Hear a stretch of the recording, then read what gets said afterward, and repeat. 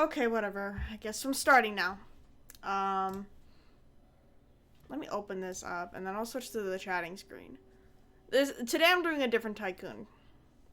Because the other one, it's kind of low-key ass. It's starting to turn ass. It was really good, and then it started to turn ass. This one's a little ass too, but not as much. Let me do my slating. It is 7:53 p.m. It is June 3rd, 2026, and I'm gonna be back with my just chatting thing, which it's kind of like a little podcast thing, but it's not. This is not getting put onto any streaming services. It's not an official podcast. It's just me talking, so it's technically not a podcast. I'm almost technically becoming like a commentary Twitch channel right now. Except I'm not reacting to stuff.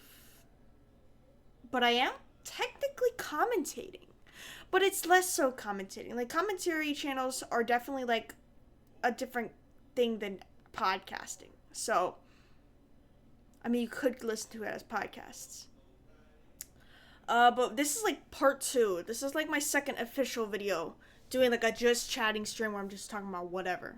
Where I'm like, okay, I just feel like I want Roblox as my background for it, so there's something going on, but technically, like, the main, what do they say? The main cream of the crop is what I'm talking about.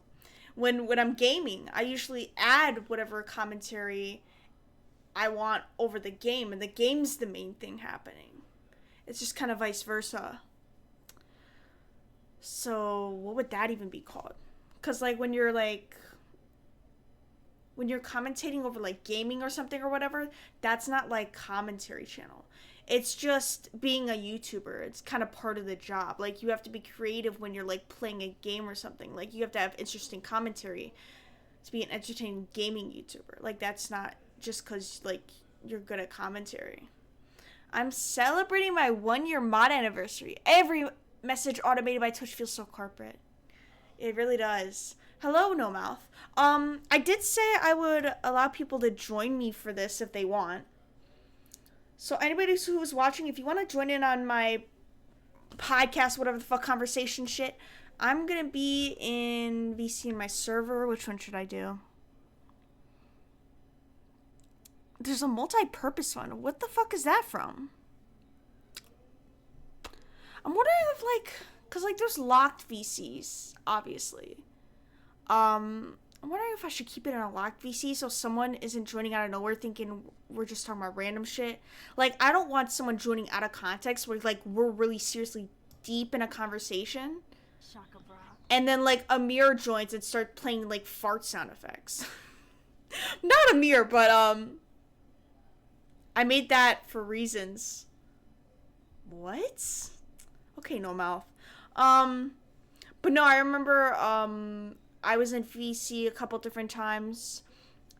Fortunately, not during important story parts when I'm, like, playing, like, important story games with important scenes. But, like, there was a couple times where I'd be, like, playing Roblox, maybe? And I was in VC, like, if anybody wanted to join me while playing in the server. And then Haven Knight would, like, join. And I think he goes by a different name now on Twitch. He would join and then just play fart sound effects and be like, hello? Like, I'm like, okay. Like, it's not inconvenient, but it's like, it has nothing to do with what I'm doing. Check the perms. For which VC? Multi-purpose or streaming? Because I don't know what multi-purpose was made for. There's no user limit.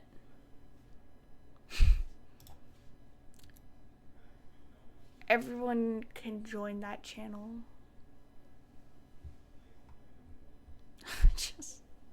I don't know what nomad means. Streaming is limited.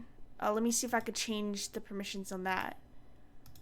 I thought at least mods would be able to join the streaming one no matter what.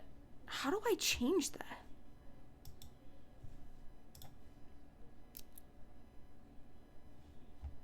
Allow members to join this voice channel and hear others. Disabling this and the view channel permissions will make this channel private. It doesn't gotta be private. Oh, it depends on... Okay, I need to set the moderators to be able to join no matter what. Moderators can join. If you have a moderator role, you can join streaming no matter what, I guess. Oh, no. Why is my mother calling? I made that so Shango couldn't join while I was in call. Oh, I remember that. Hold on, I gotta mute.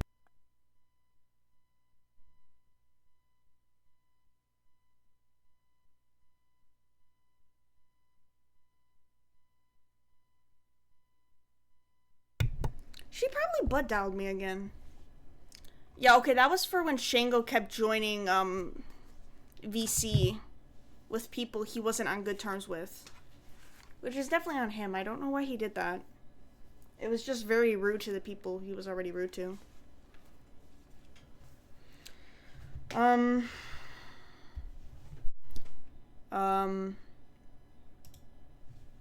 I made it so moderators are able to just join the streaming one. No Math, are you even a mod? You should be a mod on here. I don't think even No Mouth's a mod on my server anyway. How do I add roles? I'm gonna make you a mod, No Mouth, because you're just like... You're a mod already on my Twitch channel. You might as well be a mod for my Discord. Oh, you have the mod perms? Wait, I just added a new mod role to your channel. So I don't know how you already had mod perms on Discord. Whatever. You can join if you want.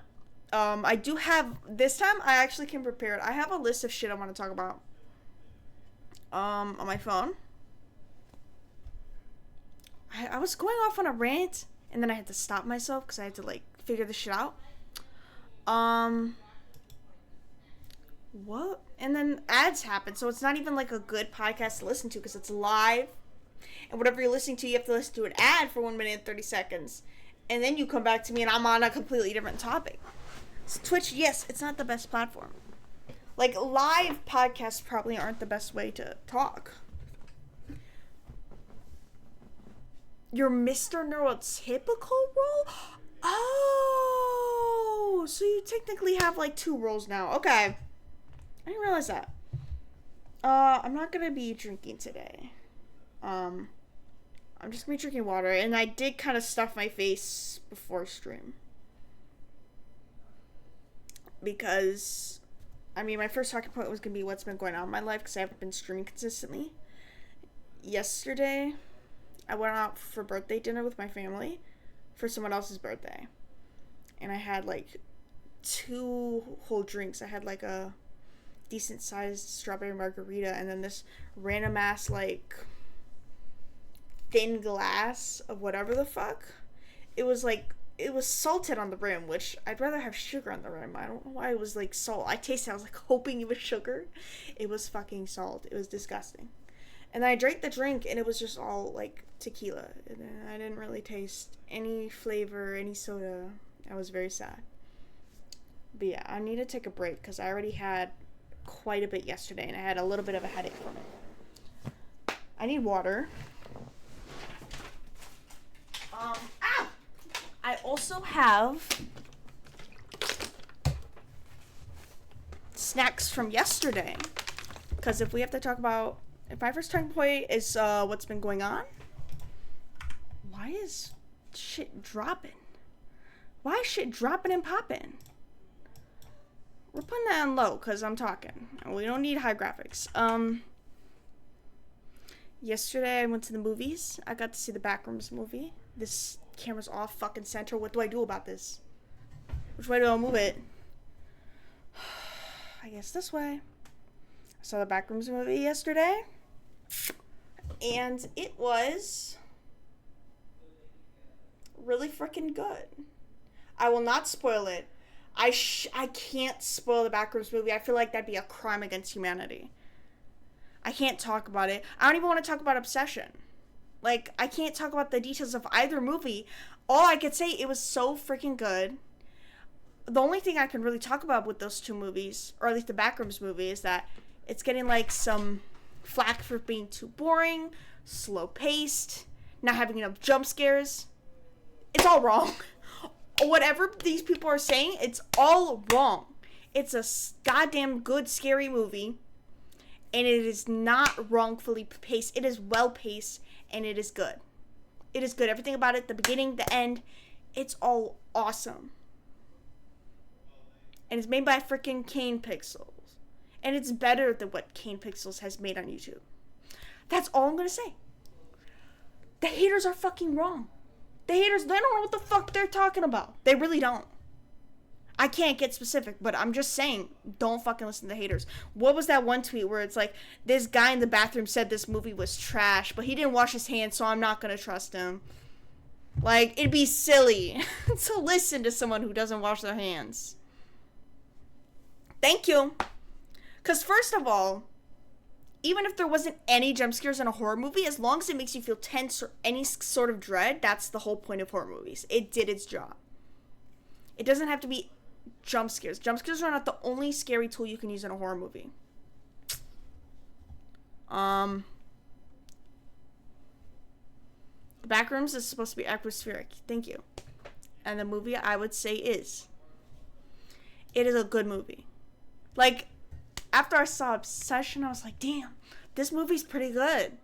And after I saw it a second time, I was like, dang, I appreciate it even more now that I got to see it with a different person and in theaters without the stupid, crappy piracy quality. I was like, this shit is good.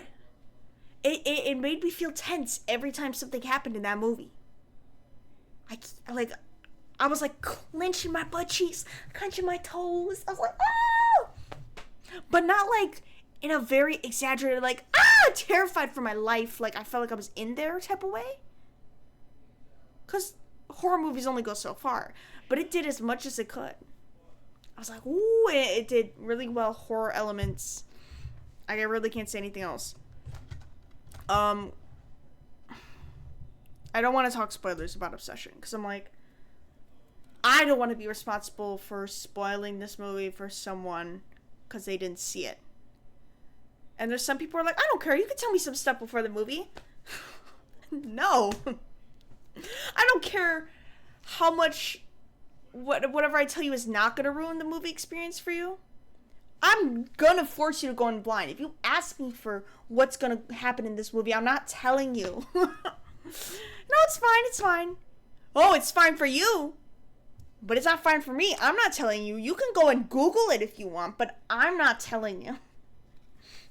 Like, I remember before I took my mom to see Wicked the Musical on stage, she was asking me some sort of question like, oh, is this guy the scarecrow in the past of the Wizard of Oz in Wicked? And I'm like, I'm not answering that.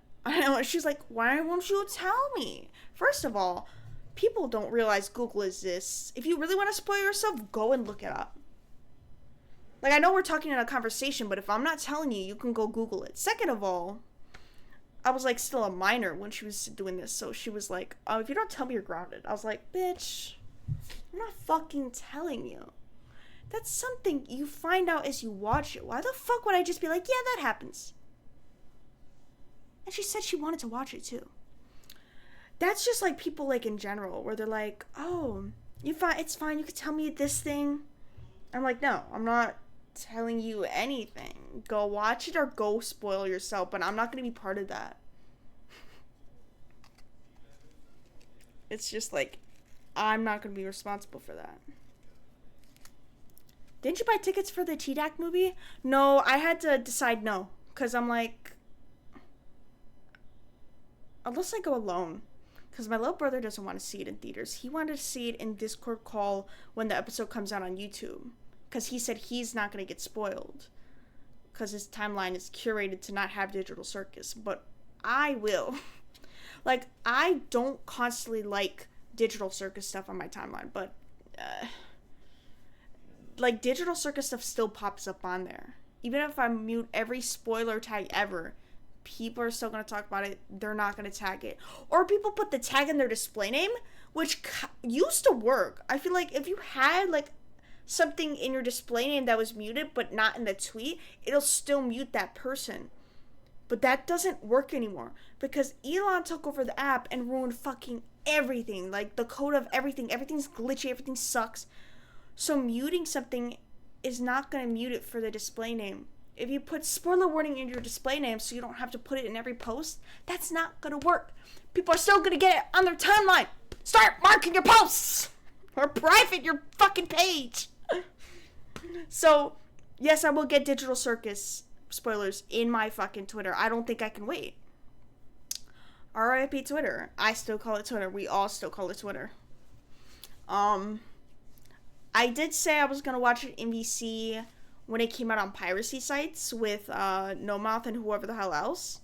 But first of all, who knows how long that's gonna take? It's gonna come out tomorrow. It may even be out on websites right now. Who knows? And then when it comes out, it's going to be crappy. Because when movies just release, it's going to take a while for pirates to get the quality of the movie or whatever in good quality on their site. Because Obsession, we had to watch it in crappy quality. Like, it was on there. It was just shitty.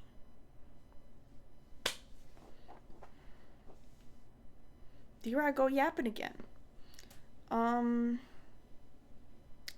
This is going to be what is going to be consumed during the stream. Water. Airheads. And gum. I'm trying to open it.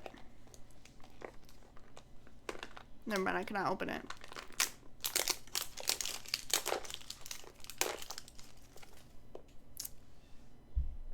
Also, I think I got spoiled on Digital Circus. I didn't see any leaks. But there was somebody who said something that could be really plausible for the final episode.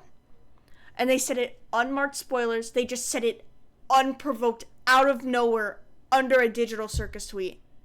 No warning, no nothing. They're like, this happens. And I'm like, wow. Guys, wait. Remember the bit where we're like, oh, we're gonna just say like a bunch of fake shit and like nobody will be able to tell the real from the fake spoilers? Right, guys?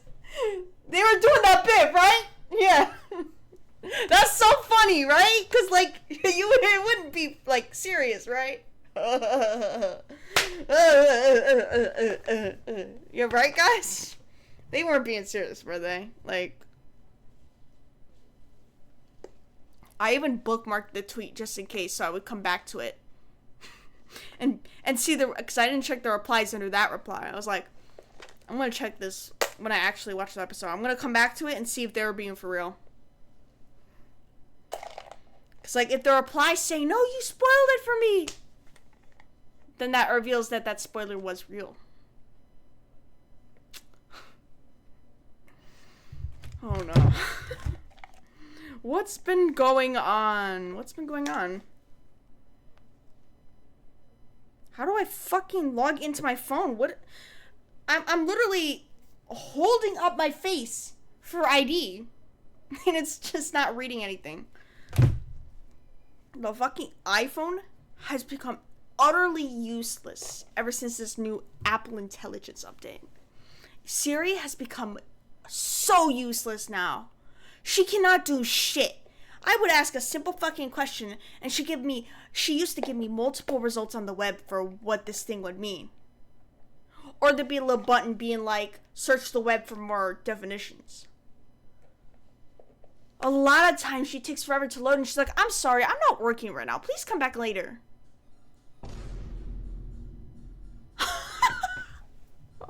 I agree, whoever just did the Vine boom in VC. Holy shit, it's Freddie! Freddie has joined us for our podcast. Yippee! Or BRB might join VC after. Okay, so Nomad's gonna maybe join us soon. So yeah, I'm just doing this talking thing again, Freddie. I got my airheads with me. I actually have talking points now. I'm not just scrolling Reddit for shit. So my first talking point was just what's been going on. I had the yummiest margarita yesterday. I got to see the Backrooms movie yesterday, which I said it's beautiful. I saw it with my brothers, my two brothers, who are also fans of the Backrooms and like creepypasta shit. they both were like, yes, that movie was amazing. I'm not spoiling it. I'm just saying, if you're just like even somewhat into backrooms, you'll like this. Like, if you appreciate good fucking horror movies that don't have to jump scare you every 2 seconds or have humor every 2 seconds or something stimulating happening every 2 seconds, then you'll like this movie. Because it's just so well made. Today, my friend made me play Genshin just to gamble. Let's talk about Genshin. You know what? Let's talk about it. Let's talk about gambling games for a little bit. Oh, I have the crickets on. This game has like automatic like cricket sound effects in the background. And like I'll have this like tycoon playing on my iPad like idle, so I'm doing other shit while it's sitting there, and I could still like make sure it's active so it doesn't log me out. And then my brothers are like, "What's those cricket noises?" It's from my game. I'm like, guys, that's from my tycoon. So anyway, Genshin. I think when I got into Project Sakai, I started entering that community. Who doesn't love gambling? Me, kind of, sort of. HSR is low-key the 3rd best gambling game. Wait, Honkai Star Rail? Is that what you're saying? Is that what the acronym is? Because when I got into Project Sakai, apparently the Project Sakai community is also kind of tight-knit with other gacha game communities. So, like, Genshin Impact fans kind of overlap with also being Project Sakai fans. So I was like, as I'm playing Project Sakai and being in that fan base in 2022, people were like, oh, I'm playing Genshin, I'm pulling for this character. I'm like, I should try that. I almost downloaded it. I even posted a TikTok story where I'm like, guys, I'm about to do it. And then people were telling me, no, not Genshin, don't do it. So I didn't end up doing it. And it's also a lot of storage. And I already had Project Sakai. Project Sakai on my iPad right now is already taking up 10 gigabytes. Wow. Nomouth has already touched Genshin once. At least once. And Freddy touched Genshin to gamble. See, I can't get into gambling. The only reason why I like gambling in Project Sakai is because I'm pulling for characters I like, and I'm already playing the rhythm game, which is already what I'm playing the game for. The gacha is just like an added on part of the game.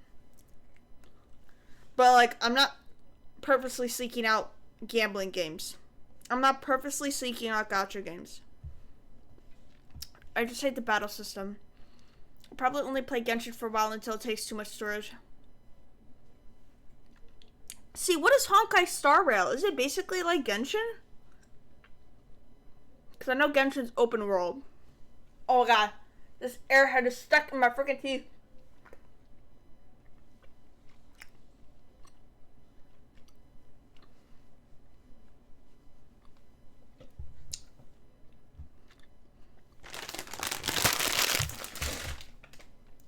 Okay. It's too chewy. It's hurting my teeth. Turn-based combat. So Genshin is more free-form combat and open world, and Honkai's open world with turn-based. Oh god. I don't know if I've ever gotten into open world RPGs before. Like open world? I don't think so. It's like Pokemon. But I don't really know much about Honkai Star Rail. All I know is that Genshin has questionable racial diversity and maybe cultural appropriation in the fan base. They exist. And I will give it to Genshin. They have beautiful fashion design for their characters. The wardrobe in that game is very nice. And whenever I see cosplayers cosplaying characters from that game, I can always, first of all, it's very identifiable. I'm like, I don't know that character, but that's probably a Genshin Impact character. And then they always look so stunning. I will give Genshin that, but I don't know, like the fan base.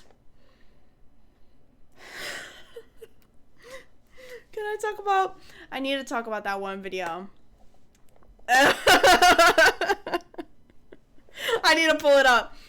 Have you guys seen that video of that Genshin Impact cosplayer being interviewed by a TikTok interviewer? And this guy asks them, Genshin Impact or Black History Month? It's awful. It's like, oh no.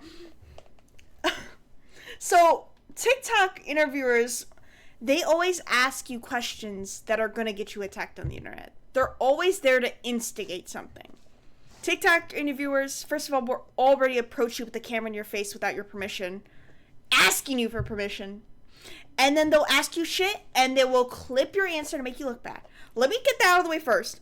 But the person had one job. It was actually a very simple fucking question to not get wrong. It's a Genshin Impact cosplayer. They're cosplaying, what the fuck is the name of that famous Genshin guy? Like the most popular Genshin Impact character. I don't know. That bitch is green and shit. I'm gonna look up his name, and so I don't actually get it wrong. Venti. It's Venti. They were cosplaying Venti, and this guy going up to this white cosplayer, trying to instigate something. He's like, oh, what kind of music do you like? And then, oh my god. The shock of seeing a Genshin Impact person and what they do outside of Genshin. Oh, I don't really listen to music. They said that. I don't really listen to music at all. And then this guy asked, okay, well, what do you like? And they're like, I really like Genshin. They don't say Impact. They shorten it to Genshin. And then this guy's like, okay, so Genshin Impact or Genshin or Black History Month? And then this person, deadass, is like, I'm sorry, but Genshin's my favorite thing. I'm gonna have to say Genshin. And then this guy's like, so not Black History Month? And they're like, Genshin. Oh my god. And then at the end, it shows the clip of the guy just, like, laughing in shock. Like, there's no way you just said that. Like, that is, like, the simplest thing. Like, it's a trap question, but it's, like, obvious. Like, don't fucking answer that. Don't answer it or just lie, bro. If you really value a video game over Black History Month, just lie. But they didn't even do that. It was awful, but it's bad, but it's also just funny to laugh at them being that dumb. Like, I'm not laughing at racism. I'm just laughing at the stupidity. I'm gonna play it on stream right now because I'm just like, what a infamous video. And, you know, that's why I made that joke in a Jackbox where it was like, Freddie said, I'd rather listen to Project Sakai, and then I made like the news page say like Black History Month and it's music, and I'm like, cause I was like thinking, oh my god, how do I make someone say they'd rather listen to Project Sakai bad? Like, and I was like, oh, well, if you value Project Sakai music over Black History Month, that wouldn't be good. Genshin? Lie or walk away. You don't have to did you know you don't have to interact with TikTok street interviewers? Like, they will make you look bad even if you look coherent in real life. Like, people who do TikTok street interviewers are usually misogynist anyway, bro. Like, you do not have to interact with them. I need to look up the video, though. I don't really listen to music. Well, what's something that you really enjoy? Hold on 1 second. I'm pulling it up. That's not the right folder. Display capture. Fuck. Okay.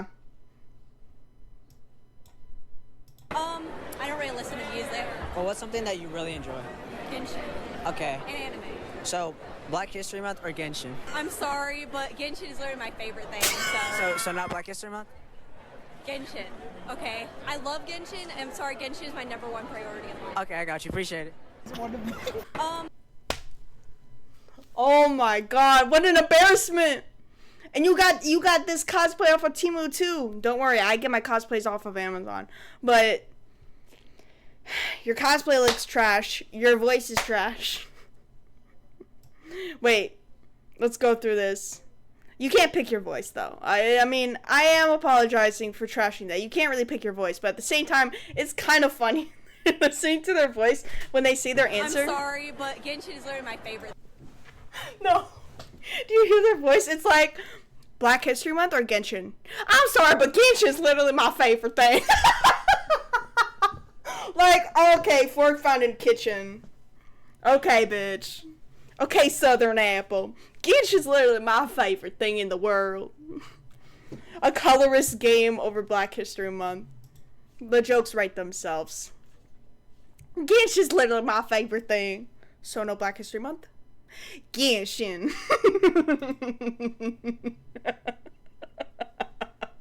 No, it's like you're just, oh no, you're doing the Southern people wrong. It's not helping. Oh, hold on.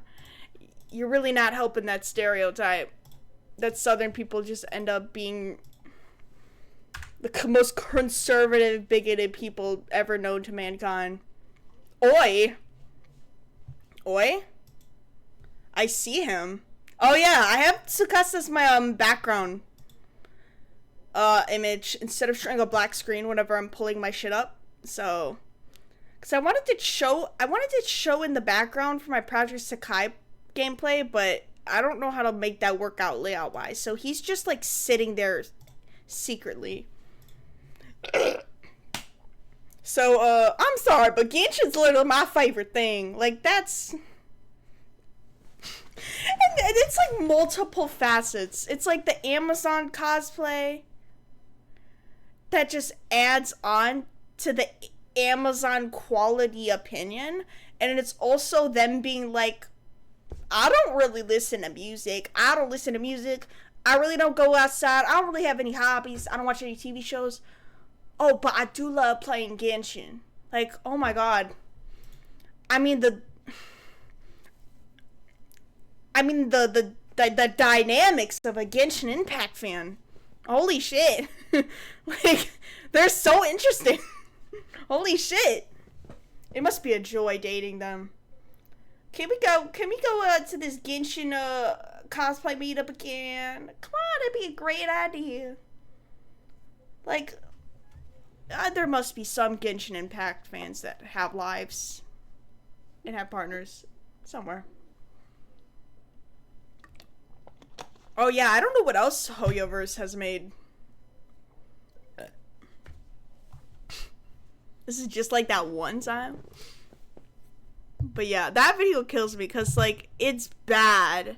But it's bad in a way that you have to laugh at it because it's so awful. But you're not laughing at the bad action, it's just... You're laughing at how embarrassing that person is. I think Not Freddy's put an image in the village. Oh no.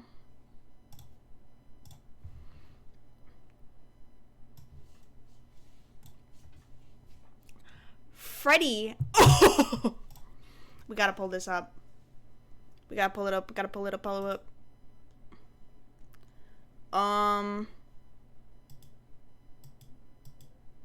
I can't really zoom in much in. Freddy has a 70 stream streak. Or no, a 67. Sorry. 6-7 stream streak. Wait until 69, my friend. We're not gonna get there anytime soon, though, because I'm very inconsistent with streaming. I mean, this is beautiful. Yeah, wow, Not Freddy. That's so good. My Discord is purple. You know what? Good for you, Noma. That was like, that was 5 minutes ago.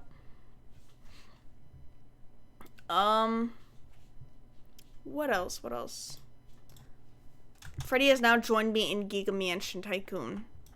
This is not Mega Mansion, it is Giga Mansion. Which I thought this was like the ripoff of Mega Mansion, which I think it is. But this one has more mansions than the other one, so I don't know. And then apparently the shit in this game is AI generated, so I don't know about the house layouts, but at least these buttons are.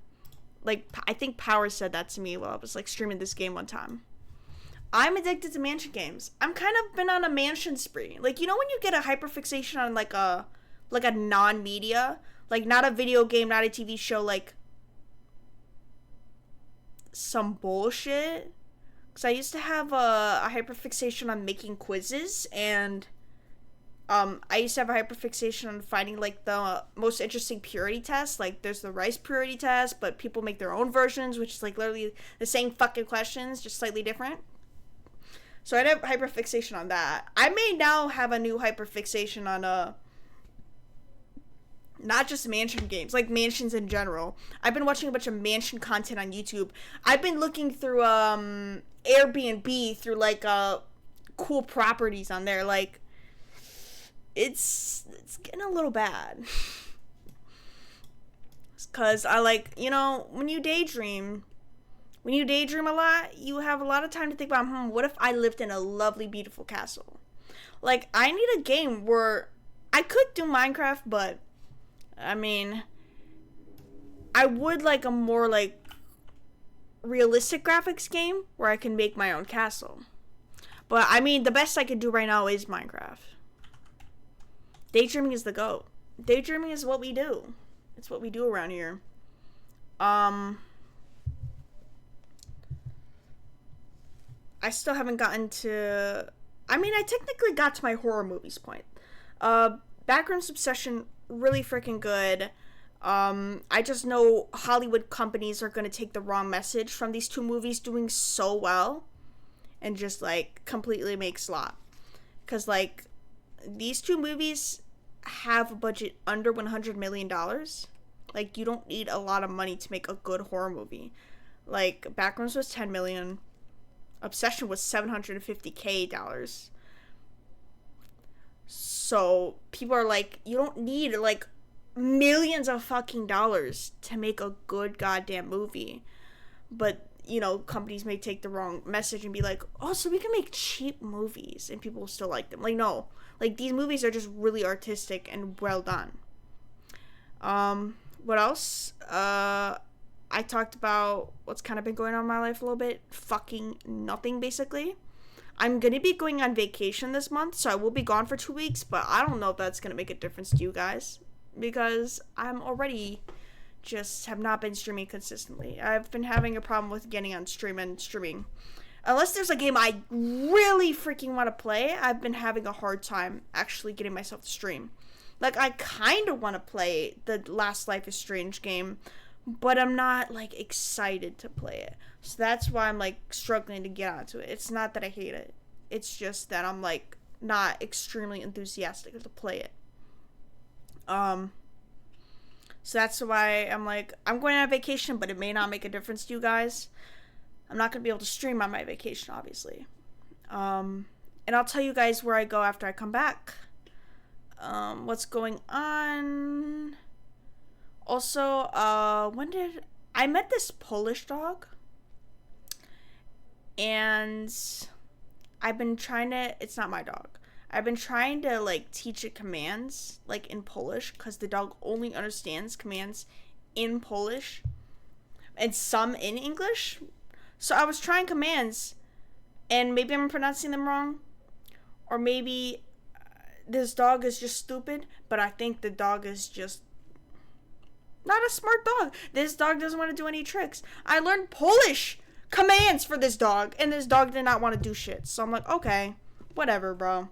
I'm like, I was doing English, I was doing Polish. This dog didn't want to do shit. So I was like, oh, well, this could be a funny story, but there's no story. It's just, I wanted to tell a dog to sit and stay in Polish or English, and this dog didn't want to do anything. This dog's just not trained to even just sit. I had treats in my hand, and this dog, so fucking cute, by the way. A cute little Polski dog was just sitting there looking at me like, just standing, not even sitting. Just standing there waiting for the treat to be given. That greedy motherfucker. So I did learn some words. I learned, it was shad. Shad is sit. Stoj is stay. Dash gloss is bark. And dobre piesek is good doggy. Dobre pies is like good dog directly, but dobre piesek is like good dog endearing. Like you could say, what is fucking dog in Spanish? Perro. You could call your dog a perro, or you could call it a perrito. Like, it's just more endearing. So I was trying to say, dobre piesek. And obviously that dog was only listening to that fucking term because it wasn't a command. Because that dog wouldn't sit when I told it to sit. Maybe I just have bad pronunciation. I think Polish bitch would be very disappointed in my pronunciation probably. But we're not going to talk about that because they're not here. So that's what's been going on. I finally finished with my first 2 talking points. Which obviously when you're doing a podcast and you're trying to run it professionally, you're not supposed to say, okay, that's my talking point, let's go to the next one. Like, you're supposed to seamlessly transition it. But I'm only talking currently out loud, and the 2 people who are in VC with me are talking through text, so it's kind of like I'm indirectly talking to them. So I feel like I have to say this shit even though I don't have to. It's just not really a podcast. I'm just talking. Nothing's going on my screen right now. I'm not doing any of the tycoon stuff yet. I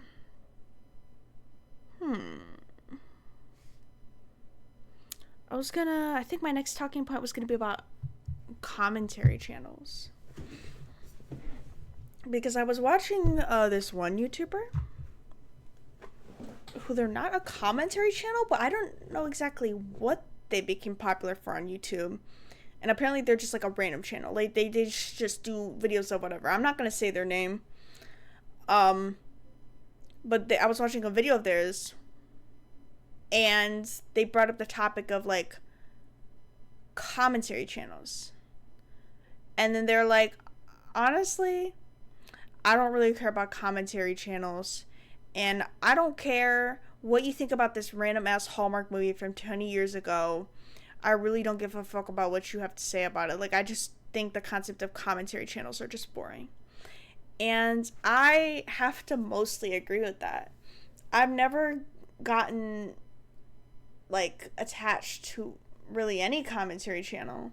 Like, you could say, like, my video game channel, like, YouTubers that I'm watching are technically commentary channels. Because they're commentating over gameplay, but it's not just that. They're also able to play the game while commentating and being entertaining while doing all that. So it's, like, multiple things at once.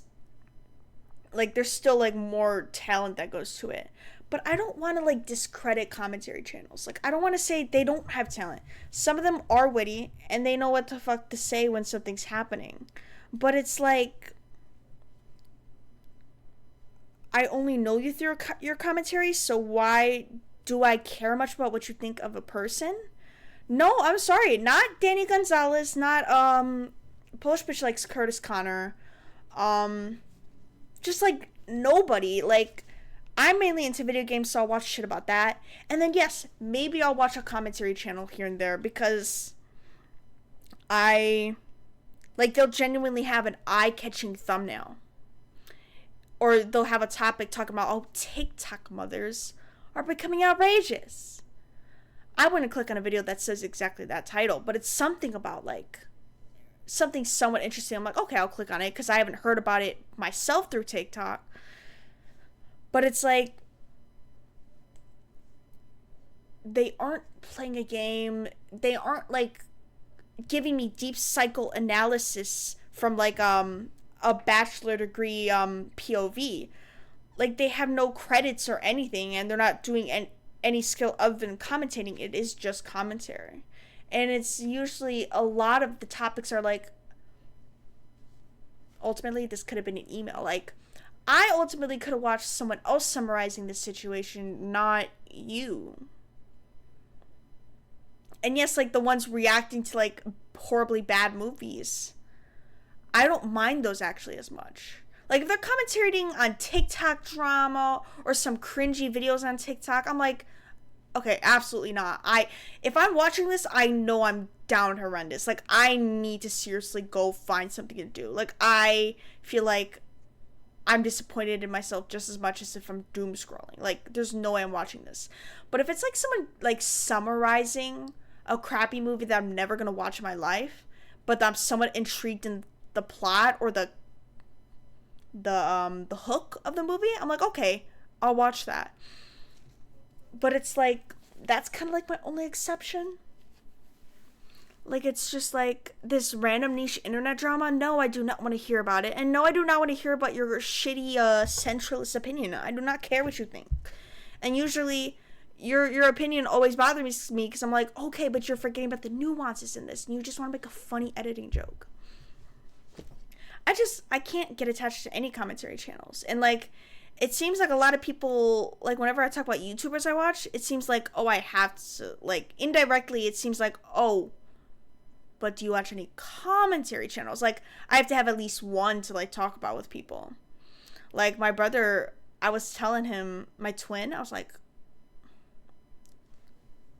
yeah, I'm talking about commentary channels just not being, like, piquing my interest. Like, I was agreeing with that one YouTuber who was like, I really don't care what you have to say about this. There was, I was watching a commentary YouTuber, and I will say her name. I think the only one that I come back to once in a while is, what the fuck? I forgot her name. Her name is Court Reezy. And some of her editing is pretty well done and a little witty. And I like the faces she makes when she's like weirded out. But she also just doesn't do commentary. She also reads like viewers' confessions. I like that too. Or she'll like bring a friend on for her video. So she's a little bit more enjoyable to me than most. So I was watching her in the living room, and my brother's like, oh, I know that voice. And I'm like, yeah, I'm watching Court Reezy. And he's like, and I was like, yeah, I feel like this is the only commentary channel I feel like I can somewhat like come back to. But like, even then I only watch her once in a blue moon. And he was like, oh, you sure? You like, and I was like, yeah. And he's like, well, maybe you just haven't tried other channels enough. And I'm like, no. Like, it's like listening to an album and you're like, I don't like it, and the person's like, oh, you'll like it in a second listen. I'm not listening to it a second fucking time if I didn't like it the first time.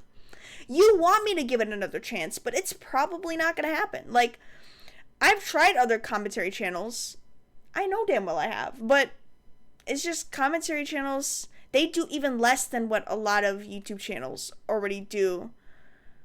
But I can't just like take just commentary. Which is also, commentary channels are different from a podcast. Because podcasts, you don't have to give your full attention to visually. Commentary channels, they show clips of what they're reacting to and you have to listen to them. You kind of need like both your eyes and ears for them. Podcasts, pop in an earbud. I don't have to actually look at them while they're talking, you know? I don't really listen to podcasts anyway, but that's also like besides the point. Or like, I remember, was it 2017? I was a wee little lad, and I remember there was a bunch of drama going on with like the beauty guru community, and I was invested in that drama. I did not watch any beauty guru channels, but like there was some sweet drama. I was watching like T channels about that shit. So then T channels were also covering commentary channels dramas. Like all the commentary creators like had this circle that they're in, and then they were like exposing each other or having beef with each other. And for a while I was like, for the longest time I was like, oh, commentary channels, all they're doing is getting in beef. And that's only because I watched the cheat channels about them. I didn't actually watch their channels. So that's just like that's what I thought in my brain about commentary channels for the longest time, because I never actually watched them. I've just seen the drama surrounding them. So I was like talking to someone at my haunted house job. They're like, oh, what YouTubers do you watch? I don't really watch much YouTubers other than Cub Scouts. So I said, oh, I love Cub Scouts. I watch Cub Scouts. I only go on YouTube for Cub Scouts and Swash. I swear I'm telling you. And then maybe some like funny analysis videos, but that's all I do. And then I was like, something came up about them watching like commentary channels. They're like, oh, you don't watch this person or this random ass white guy with a mullet? I'm like, no, I don't. I'm like, and then I said something about like, comments, the ones I've seen, just they're just always getting in drama. Cause like I don't really watch them, so I was like, man, they're just getting into drama. They're just like always so negative, and then they're like, what commentary channels are you watching? I'm like, I don't know, like any of them. So that person clearly was a commentary channel fan. So they're like, what the fuck are you talking about? Who the fuck toxic ass people are you watching? And I'm like, dude, all of them are like that. No. But if you're a commentary channel, you may say something that may offend people or be controversial. Because, like, when you're doing commentary, you just want to say anything. Like, positive or witty. And when you're trying to be witty, you may result in being mean or fake bullying someone. But ultimately, it just ends up just being mean. So commentary channels just have, like, a thing for, like, coming for lol cows. That's a thing. So it always just seems like commentary channels are prone to getting into drama, because they're commentating on shit that, first of all, nobody asked for their opinion on, and second of all, they may not be, like, classy about it. They may just be trying to get a quick funny joke out there without, like, being sympathetic with the person who's, like, under fire for something, you know? Or even if someone's making a cringy TikTok, whether it's warranted or not, they may be like, this person's being stupid or whatever, like, and then obviously when you have a fan base that's gonna watch your videos, whether you tell them don't attack this person or not, they're gonna find their videos and be like, oh, why did you do that? Oh, my favorite YouTuber Danny Curtis literally said your shit is cringe and that you're being a bad person. Like, you kind of can't control that fan base because your whole video is commentating on them not being, like, I don't know, like, them being cringy or whatever. Because, like I said, lol cows, they're, that's, I only found out about that definition recently, but lol cows have existed for the longest time on the internet. It's people who get, mass targeted for mass harassment and, death threats and, bullying. And somebody pointed out in a video that lol cows are just, they're primarily people who are oppressed, like conventionally unattractive people, plus size people, disabled people, people who are just having fun on TikToks, like furry TikTokers, or anybody that just goes against the societal norms. They end up becoming lol cows, like, more than attractive people. Like, a TikToker who's attractive will get rightfully under fire for horrible shit they've done, and they don't become a lol cow because they're attractive and they're white and they're able-bodied. So commentary channels making a video with the same opinions, nothing that's insightful or different than any other channel, about the same lol cow that people have already been attacking for weeks now. It's just so unoriginal. It's like a broken record. You're just gonna be listening to the same shit.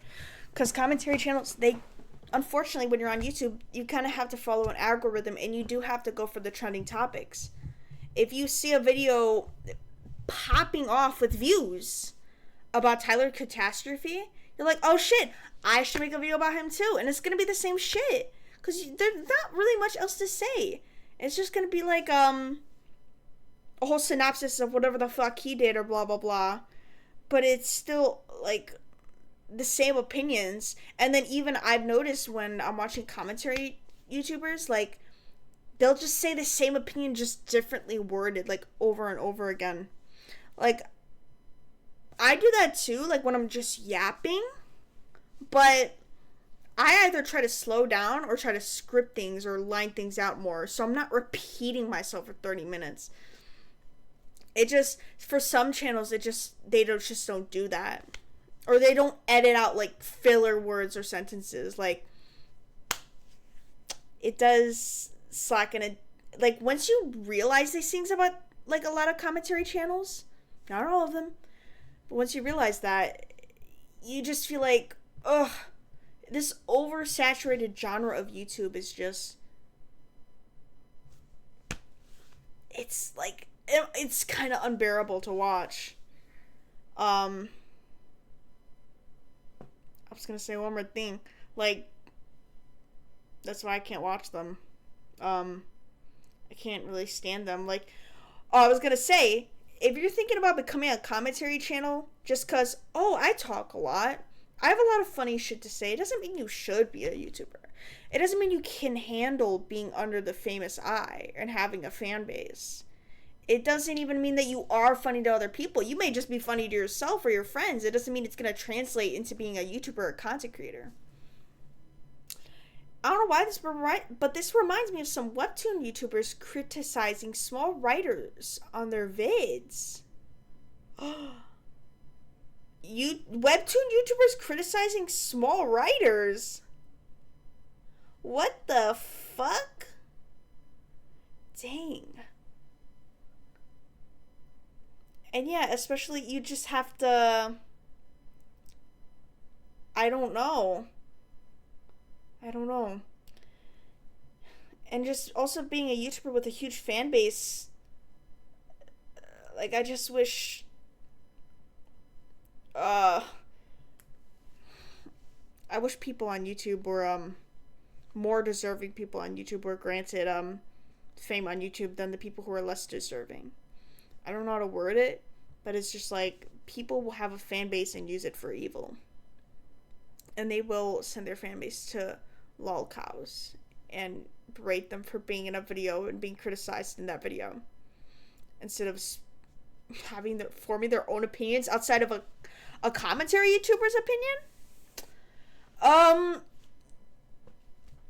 I don't think I should say their name. I don't know. I was gonna talk about this one person very briefly. I don't really have much else to say about them than what I've already said. But there's this one YouTuber. I can't say their name. I can't. There's this one YouTuber who just... I can't say it! There's this one YouTuber who just takes the randomest drama from Twitter, drama from YouTube or whatever. You may not even know the people who they're talking about, and be like, I think both sides are bad. This side, and then not have any nuance or understand, like, why something's happening, because you just insert yourself into the drama without knowing anything. You just need a video to make. Like, it's just, maybe don't say shit that you don't know anything about. Like, if it's something about, like, let's say an artist is whitewashing a person of color in their art, and then a person of color who's an artist comments, like, quote retweets that and is like, please don't do this, here's some educational links on how to not whitewash and draw darker skin tones correctly and not in a racist way. And then hypothetically this YouTuber would be like, well, I think both sides, like, yeah, this person shouldn't have done that, but also the way this person, like, talked about, like, ways to not do this, I just don't really agree with the way they did it. Like, it's always, like, there is always an understandable side in the drama, but they'll always just take the central side because they don't understand the nuance of being like, oh, they call them out, but rightfully so. I don't want to say their name because they're also, like, a big YouTuber, too. It's just, like, they used to have, like, older videos on their channel that were just so much more entertaining and that actually required thought, but now they're just making commentary videos. And it's like, go back to your skits or something. Like, that, like, what you did was already decent. Is it a certain white boy? I think I know who it is. I'm not saying anything, but if you know, you know. If it's who you're thinking, then it's probably that. I just don't want to say anything because, like, they're a big YouTuber. And I don't think they're, like, unentertaining. Because I feel like they have plenty of, like, witty things to say. But the things that they're finding to commentate on suck. And a lot of the things they're commentating on require serious opinions. And it's just a lot of, like, I think both sides are bad. I think all this shit sucks. Stop going on Twitter, blah, blah, blah. Like, I think you need to start commentating on lighthearted stuff. So you could be funny in other ways and not doing this serious shit. Like, you can be funny, but you should be funny over lighthearted stuff. Like, playing video games or podcasts, anything, bro. Like, some people are witty and have wit when they're speaking about something, and then they'll waste their talent on commentating on like booty flakes being sold on TikTok shop. Like a controversy that's not even a controversy. No one cares about it, but they need to talk about it because they think they'll be funny over it. Like, you could be funny over other shit. Like, even if it's low effort over something else, as long as it's not legit something no one gives a shit about, go ahead. But I don't want to say names because I don't want to attack these people individually. It's just like a problem in general. And like, if I call out names, it just feels like I'm being mean. It just feels like I'm being mean. And like, centering them out when it's just like a problem in general. Like, that person just needs to stop doing, like, just commentary on dumb shit. Like, commentate over literally anything else that doesn't make you fit the requirements of being a commentary YouTuber. And trust me, I do find their older videos funny, but they're just doing that now. I don't know, because that's my opinion on commentary channels. Like, what else do I watch outside of commentary? Because, like, I have said all I watch is Cub Scouts and Smosh. I like Cub Scouts because he's witty, but he's also playing video games that are also funny, and then he could be funny and add jokes on top of that, while he's just, like, one guy, too. Like, all he has to do is play a video game and then play off of that and be funny over that. Like, that's entertaining, and he knows what he's saying is funny. And it's not going to be funny to everybody, but he just has this way of playing games where he always has something stupid to say, but it's so funny. And it's so well thought out. Like, why are you saying that minigame was tougher than a $2 steak at the strip club? Who even thinks of that sentence? What person in their right mind thinks of a sentence like that? It's like, sometimes you'll say shit where you just have to pause it and you're like, what the fuck did he just say? Wait, tougher than a $2 steak at a strip club?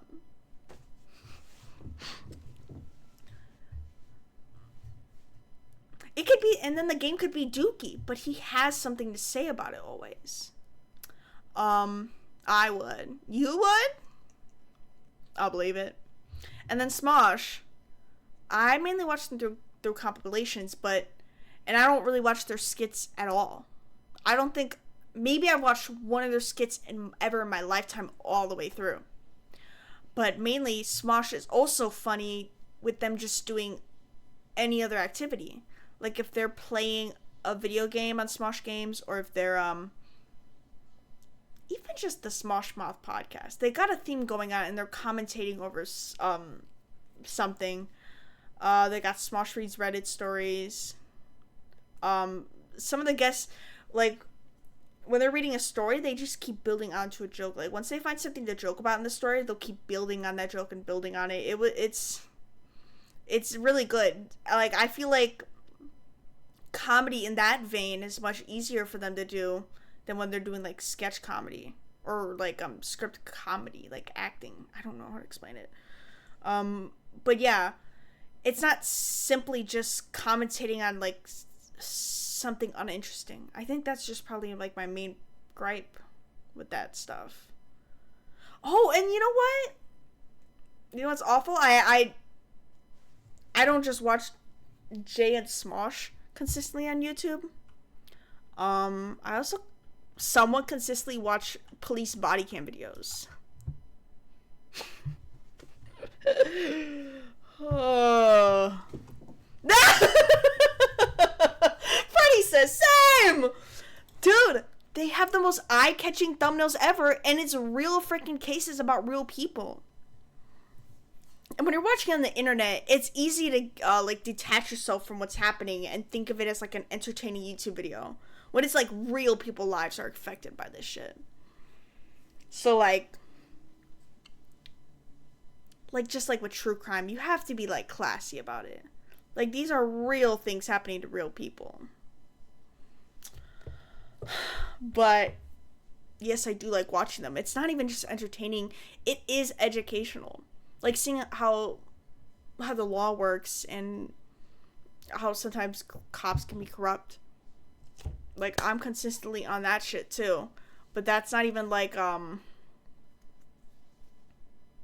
it doesn't even require a person being entertaining. It's literally just channels taking real life police body cams and cases and putting it into a YouTube video. Which I'm not saying doesn't take any talent, but it doesn't take any, like, creating talent. You kind of have to edit it, which the editing's good and that takes work. You have to edit it and then do research about the case and then upload it to YouTube. So that's not in the vein of entertainment. It's more so like educational and documentary type of content. So that was outside my point, but I did want to say I do consistently watch those. And do body cam channels kind of exploit people who do get arrested and have to deal with police by putting them in thumbnails and putting clickbaity type of titles? Maybe, yeah. And, you know, there's problems in and of itself. But I will say I appreciate certain channels. Unfortunately, there was this one video of this trans guy who murdered his mother for misgendering him. And then throughout the whole video, he was getting misgendered as he was getting arrested and processed.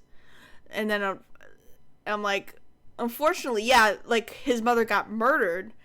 But then these types of videos where, like, trans people commit crimes, it always just accumulates transphobes in the comments. Like, just being disrespectful about trans people in general. Like, yes, this guy's a bad person, but damn, I'm not going in those fucking comments and seeing whatever bullshit these transphobes have to quote-unquote fuel their argument against trans people. I can't. I'm just like, okay, this trans person did something bad.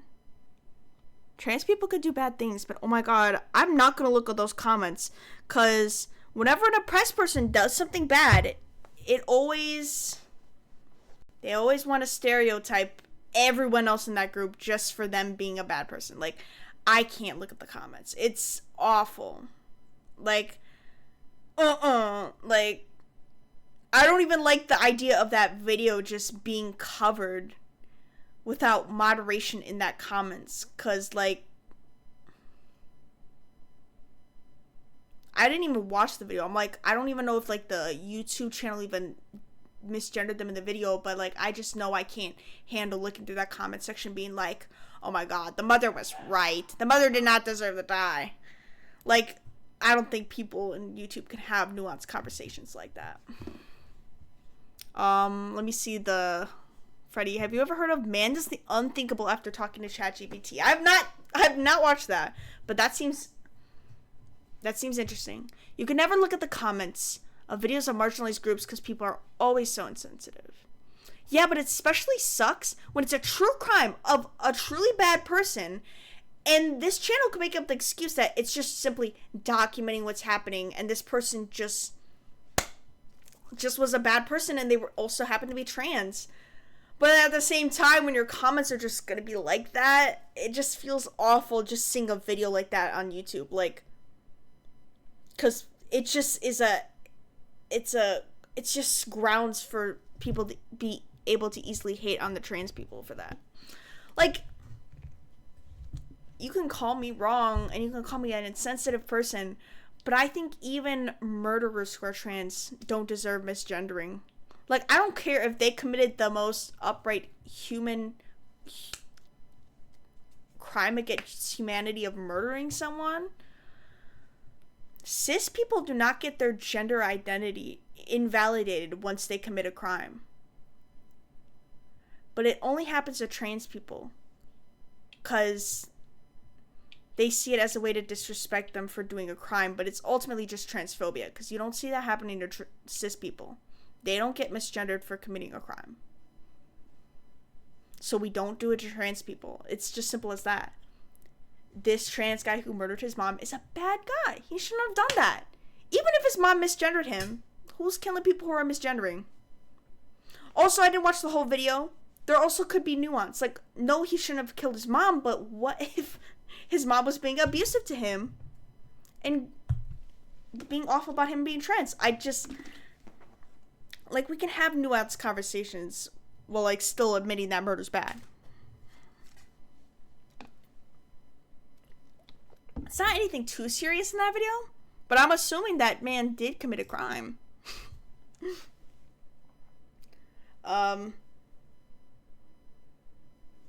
Yeah, I was gonna actually transition. I don't know. I don't think I have anything more to say about commentary channels. I think at one point in my talking topics, I put like a talking point about cops. We already talked about body cam videos, so my talking point was about crappy drivers / cops. You know what? If we want to talk about corrupt crops, let's get into that. Let's get into that topic. I was gonna talk about crappy driving and shit, but I mean that doesn't even connect to what I want to talk about right now.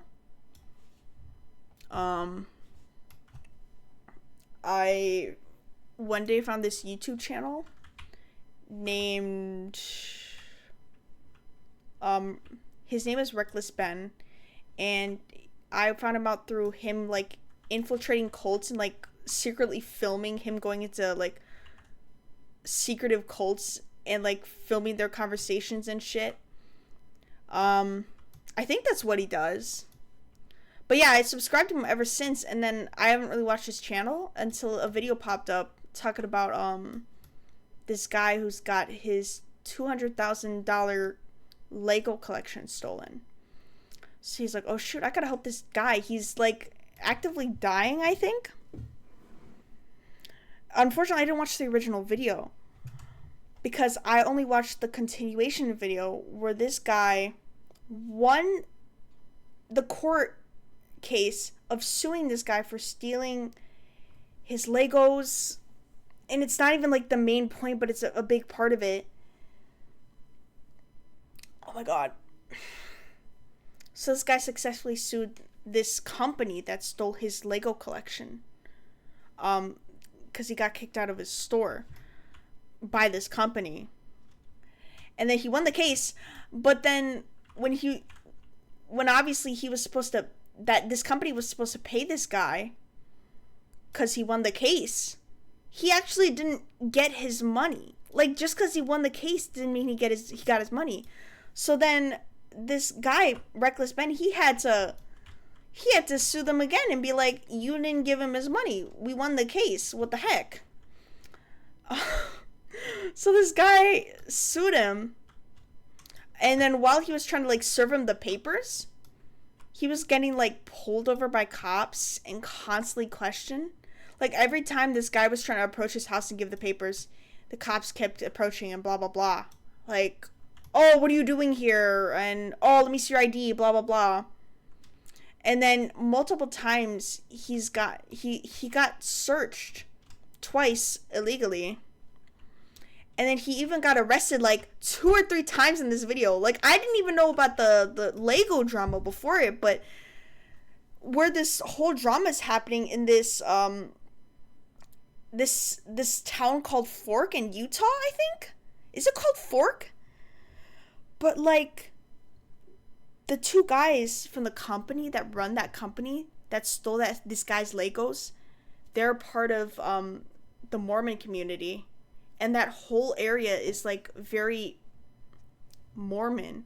So all the cops, part of the cop force, are also very Mormon, and they're gonna protect this millions of dollar company because they're also Mormon and they're all part of the same tight-knit community.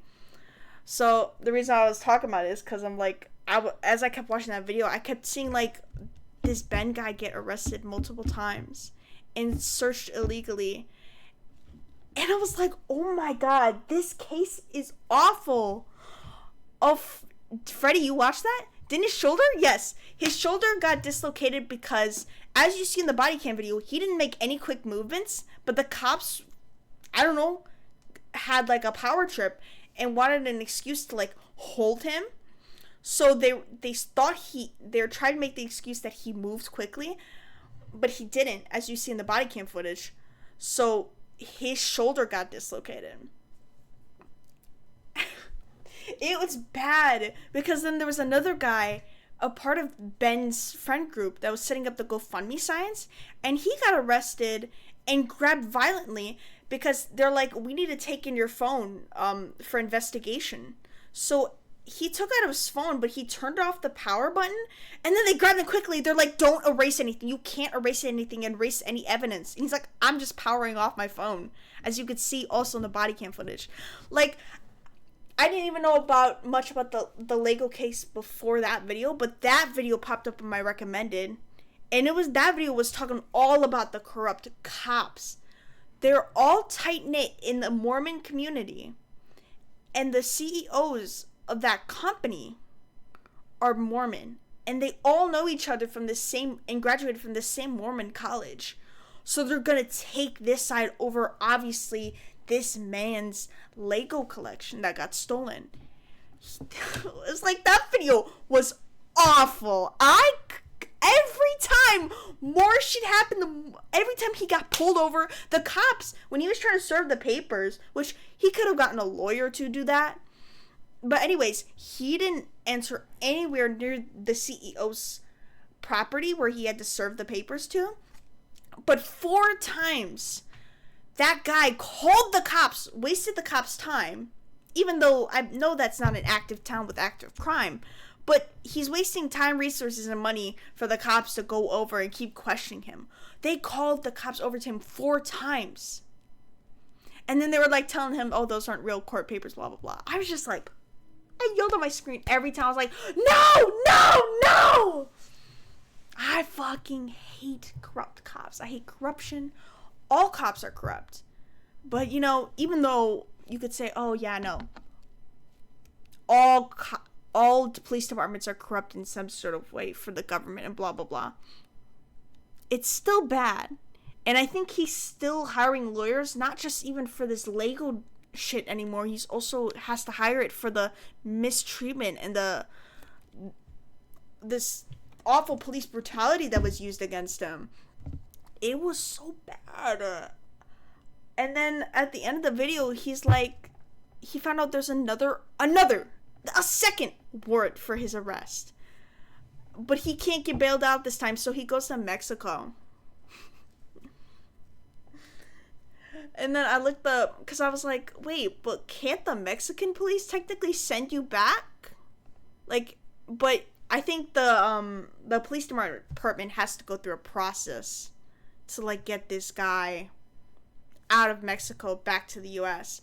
Because I don't know for sure, but I think I remember reading about how the U.S. has, like, a certain alliance with, like, certain countries that if, like, a fugitive is, like, fleeing to a different country to escape the law, they technically have authority to go to the police from that country and be like, hey, bring this bitch back. And they can actually bring them back. So you're not necessarily safe. Like, I think it's only for certain countries, like Canada, Mexico, and I think even the UK. Like, if you flee there, they do have to go through a hefty process to get you back. But they can get you back. Like, you're not going to be safe there. Like, the police over there will also be on your ass. But, I mean, if you want to be absolutely disappointed and despaired of the police and the whole concept of them, like, go watch that fucking video. And yeah, I can't imagine how it is for, like, God, like, people of color who are just getting arrested for no fucking reason when they're getting pulled over. Like, it's worse for them too. Like, if it's awful for this guy, this white YouTuber is fighting for this poor man and his money against a big ass company, imagine how it is for less fortunate people who don't have that type of money or YouTube fame. It's just worse for them too. Like, I can't. The justice system is so screwed. I know. Like, I yapped too much about that, because mainly, you just have to watch it to see it. It's awful. I kept yelling at my screen. I was like, no! No, they didn't! No, they didn't! No way they spent 3 hours searching your car for an anonymous tip about heroin. And they didn't find shit. And then they redact all, like, the police body cam footage of them talking shit. Because then it'd make the police department look bad. Oh my god. I couldn't handle that. And then, yeah, speaking of police being egotistical, there's so many videos of police officers not being able to admit that they're wrong. They're so egotistical, they just can't take the L. You'll see multiple instances of that. And then I had an instance of that. I said it on Twitter. I don't know if I said it on here. Where I was literally driving home at 9 p.m. And then there was this no turn on red sign. And then under it, there was a smaller sign that said, when children are present. So I turned right. There was no cars coming. I turned. And then I get pulled over. It was my second ever time getting pulled over. And I start yelling. I'm like, no! I didn't do anything wrong! Why am I getting pulled over? I call my dad. Because I need someone to be on the phone with me as I'm getting pulled over. And this guy comes up to my window. And he's like, hi, how are you doing today? I'm like, oh, good. And then he's like, so you turned on red when it said no turn on red. And then, you know, maybe I wouldn't have had this confidence if I hadn't seen police body cams before this encounter. But I had to say, I was like, I know what I saw. I'm not going to let you decide what I did was wrong because I know the law. So then I said to him, but the sign under it said when children are present. And then he said to me, well, that doesn't really matter. I'm going to need your ID and insurance.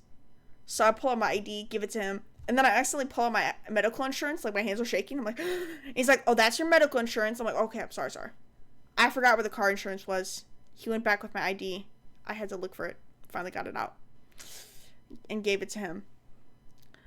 So he was like, all right, I'm going to let you off with a warning, okay? I'm like, okay. And then my dad was on the phone. And he was like, thank you. Like, thanking the police officer for letting me off with the warning. And I also had to thank him, too. So I'm like, I mean, you could have given me a ticket. Wrongfully so. But then I would have had to go to court. That would have been inconvenient. But he let me off the warning. I was like, thank you. And he's like, are you okay? Because I'm scared of him. I'm scared of cops. I haven't really had any encounters with them besides that. But, like, just, like, the secondhand fear of them. Like, they can do whatever they want and they can have this big ego and very little punishment. I don't want to talk to a cop and I don't want to interact with one. That's why even the first time I got pulled over, I was talking to No Mouth after that. And I was like, I was shaking. I was crying after it. So, and I was like, thank you, good night. And my hands are shaking. And I was like, I told my dad, and I was crying less after this one because I knew I was right. I was like, Dad, look it up. Look up the law. Was I wrong? And then he looked it up and he's like, oh, this law only applies for when it's like school hours, after school hours, when kids are getting out and there's actually kids at the intersection. It was 9 p.m. And this guy said to my face, he said, that doesn't matter. And then he let me off with a warning. He couldn't just say to my face, oh, I'm sorry, I was wrong. Or, oh, I'm sorry, I didn't see that sign at all. Like, oh my god. The balls on these fucking cops. Like, really, bro? You can't say I'm sorry for that. I'm sorry for inconvenience you. And in fact, when you pull, it's not even just an inconvenience. Sometimes you could pull over someone who has trauma with cops. You're not just inconveniencing them. You're also re-traumatizing them. Like, holy egos. He let me off with a verbal warning. Like, bitch, you didn't let me off with any warning. I was right. Like, maybe he didn't see the sign. Or maybe he didn't know the law. Even though it's a basic fucking law. Like, the sign's right there. But that was stupid. And yes, anytime a cop approaches me, I'm gonna cry and shake. I'm gonna piss my pants. I can't do that. I can't interact with cops. I'm scared of them.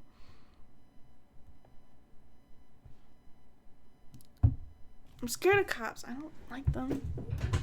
Especially since I'm, like, of Mexican background. Like, I can't fucking trust them, bro. They have egos on them. They can't admit that they're wrong. Yo, bro, did you hear that shake in my voice? I was like, they can't admit that they're wrong. Oh, no. They can't admit that they're wrong. They're fucking wrong. I'm right. God, they're so dumb. They're stupid. Even when you know, like, even, like, whether a cop is on duty or off duty or retired, they all have an attitude on them. They all have that awful ego on them. They all do. Okay, maybe I'm generalizing, but I swear, bro. They all just have that icky aura about them. Someone says they're somehow involved in, like, what the fuck do you call cops? Whatever, bro. There's another word for it. Anytime anyone's part of a law correcting job, I'm like, no, you probably have a power trip every week. I'm scared of you. Law enforcement, thank you for the word. I needed that. And also, I already have anxiety driving anyway. Like, I don't want to ever encounter a driver that's stupid enough to run into me and it not be my fault, but I'm still, like, inconvenienced or even hurt. I just don't like driving a vehicle that I could possibly, like, just fuck up in. I also have ADHD, so I'm like, what if I accidentally daydream too much and I'm not fully there in the moment? Even though I'm not on my phone, I'm not distracted, I'm just staring at the road, but I lose just my full attention, which will happen because nobody, not even neurotypicals, can pay full attention on the roads. You're gonna, like, kind of tune out a little bit, because, like, if you do long drives, it's gonna happen, like. But I'm scared, like, I'm not gonna be able to, like, fully pay attention to blah blah blah. There's just anxiety with driving. I don't like driving. If anyone ever offers to drive me somewhere, then yes, I will say yes. I do not prefer driving myself, but I'm always happy to drive to work. So, you know, I'm on the road more often than I want to be, but kind of have to get to work because I'm not paying for an Uber, and I am not letting my family drive me anywhere. Dude, don't get me started on my family. Certain family members will just take the longest time to brake behind a car. Like, we will be going full speed ahead, and they won't brake until they're, like, 6 feet away from the car in front of them. And it'll be really hard. Or, like, I'm like, it won't even be a hard brake, but I'm like, dude, you took so long to brake behind them. And I'm, like, doing this in the car, and I'm, like, pressing my imaginary brake in front of my foot. I'm like, please, can you brake? Can you take a longer time to brake, please? Like, it's... And that's why I can't sit in the passenger seat. I'm like, if you make it out of this alive, okay. If you drive risky, cool. As long as we make it out alive, and as long as I'm not seeing you drive like that, I'll be fine. Ignorance is bliss. But truly, if you drive like that in front of me, I'm never trusting you again. I can't. A 21 badge, yes. I got a card from my grandma saying happy 21st birthday, and I look on the card, and it's actually a pin. Like, you could take the pin out of the card and put it on your shirt. So that's what I did. Because I do have a stain here from eating food earlier. So, I mean, the 21's there. And it kind of makes me look like I'm officially certified by the law to start drinking. But I'm not even drinking right now. Can we get that a close-up? I'm 21! I think that's enough about law enforcement. Enforcements. Crappy. And then I also did talk about crappy drivers. I don't like when people take way too long to brake behind people. I used to do that. I was starting out, I was like, I got enough time, I'll brake. And then I'm braking really hard. Like, it's not worth it. Like, I might as well brake way back and then slowly let off the brake if I need to, rather than braking last second. Like, it's just easier to just brake slowly and gradually when you're stopping behind a car. And especially people who brake really hard in like traffic jams, that's what causes traffic jams. If you brake really hard, it's going to cause a chain reaction from each car behind you to continue braking like really hard, and eventually people are going to be coming to complete stops for like 30-40 seconds. Like, you caused a train reaction that caused a whole traffic jam. Like, if you're only inching forward in like highways and stuff, you know why, because people are braking way too hard. Like, leave a little bit of space. Stop tailgating. Stop brake checking. Brake easier. Use your turn signal. I'm gonna play a little more. Family member 1. I'm not saying their names. Family member 1 doesn't use their turn signal sometimes. When they're changing lanes and it's like a sort of like barren road, it's still like, you should still use it. Especially, you still have to use your turn signal even when you're merging. Like, turn signals are there for a reason. Like, don't use it just because you don't think anyone's around. Family member 2 brakes way too late. Like, I feel like we're about to crash into the car in front of us. Or they'll like stay way too close to the rear end of a car. Like, even when a car has an attachment behind it where it's like this like separate cart with like tools and materials that they can't fit in the car in this separate part, they'll pull up way too close to that. If it's like a truck or something like that, you gotta get farther back from those things. And this person likes to just pull up. And then, hold on, I have family member 3, because I can't say their names. I don't want to say who they are because I don't want to get called out for slandering my family on Twitch, but I technically am, just anonymously. I have to speak quietly because it's really quiet in the house now. Family member 3, they do all of that and much worse. They will like drive really fast, cut between lanes. They'll brake, take way too long to brake. They'll be on their phone while they're driving. Not even that. You want to hear what they do? They have this little magnet connected to the vent where they can prop up their phone and see whatever's on their phone hands free without having to prop it up anywhere else. And it magnetizes to the back of the case like this. They will have their phone propped up fully on, scrolling through YouTube shorts. I'm not fucking kidding, bro. I'm not kidding. Can we get a Vine Boom really quick? There we go. I played my own Vine Boom. This person will watch YouTube shorts while driving.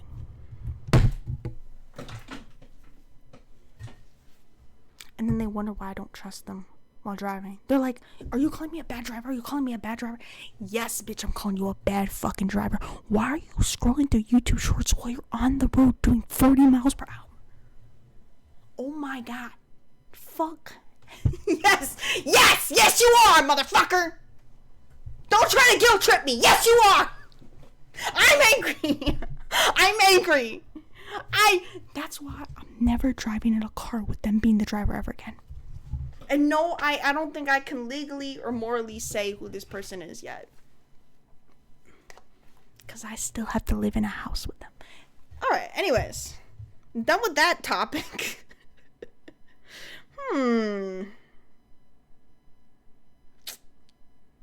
I do have 3 more topics to talk about. And we're only 1 hour and 30 minutes in.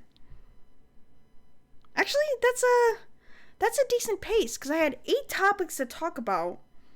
We're 4 through, and then we're like halfway through 3 hours of streaming. It may be perfectly timed. Anyways, happy Gay Month, everybody. Everybody be who you are for your pride. Happy gay to all of you gays out there. Happy trans to all of you transes out there. We all are trans. We all are trans.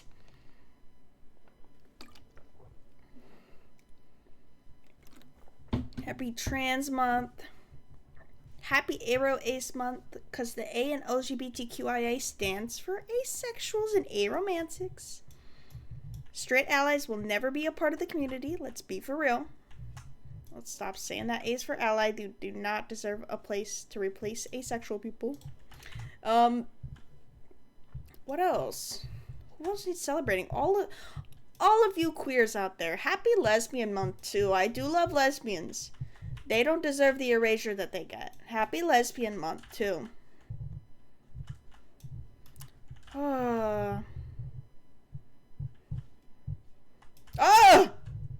I just glitched in my Roblox. Oh, thank fuck for the sit mechanic. Also, happy no game month for you corporations, because remember when all the corporations used to make their profile pictures performatively rainbow? They don't do that anymore. Not in Trump's America. It's kind of sad. Like, we need that performativeness low-key. Like, they don't even want to do that anymore. We need those IKEA pride couches and Target to become rainbow for just a month again. But now that there's more hate is circulating for trans and LGBTQ people, they can't... Corporations think it's too risky to do that anymore. Yeah, Freddy. Yeah, you guys remember the which couch was the ugly one in the IKEA LGBTQ lineup? Damn, that orange, man. It's not that it was outright banned, but now that homophobia, transphobia, queerphobia is more rampant now, it's just corporations just don't even see it at the performance as even worth it anymore. Because now companies gotta appear as neutral as possible now because LGBTQ people and queerphobes are becoming more isolated than ever. Like, there's not even peaceful agreement really between the two groups as much anymore, because you guys are becoming more aggressive about us existing, and we're becoming more scared for our fucking lives now that there's like a trans genocide going on. Like, the corporations feel like it's probably a lot safer of a move to just be neutral, because like, if you appear supportive, then there will be a lot of people who are absolutely against that and will not support the company because of that now. And they care about money. They want to keep everybody around to buy their shit. And you know, I this is probably very basic human theory, but I just feel like the more known that trans people are, like, the more awareness that is brought to trans people and queer people in general, like, the more hate we're getting. Like, some people genuinely don't realize that the queer community has existed before 2020. There's some people who are like, oh, well, people had more time since quarantine, now they're making up fake identities. Like, we have existed since BC times, basically. And then even I remember reading like about like a Twitter post about this trans woman in a 1960s newspaper article talking about, oh, I'm a woman now, and then the headline was like, this man is now a woman, and like they were writing very positively about her and stuff.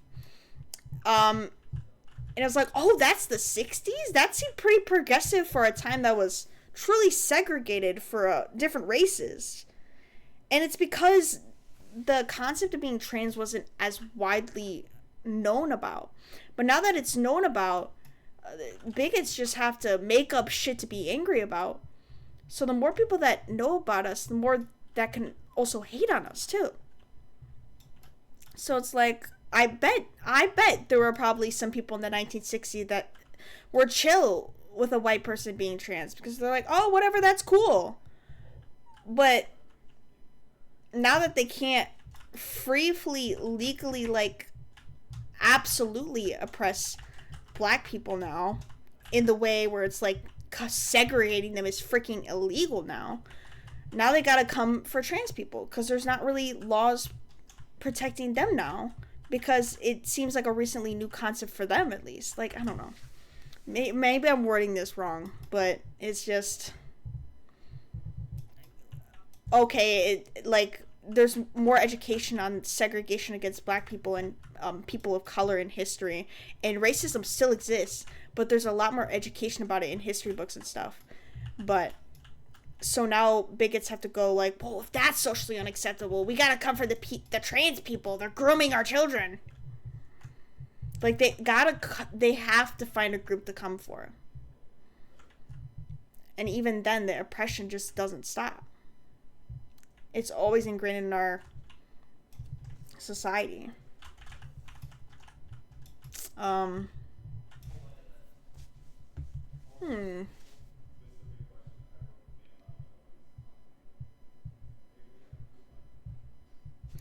yeah, you know what? I'll since we're talking about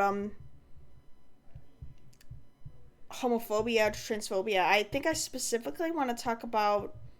I called it the over victimization / villainization of trans people. So at this point, I wanted to like talk about how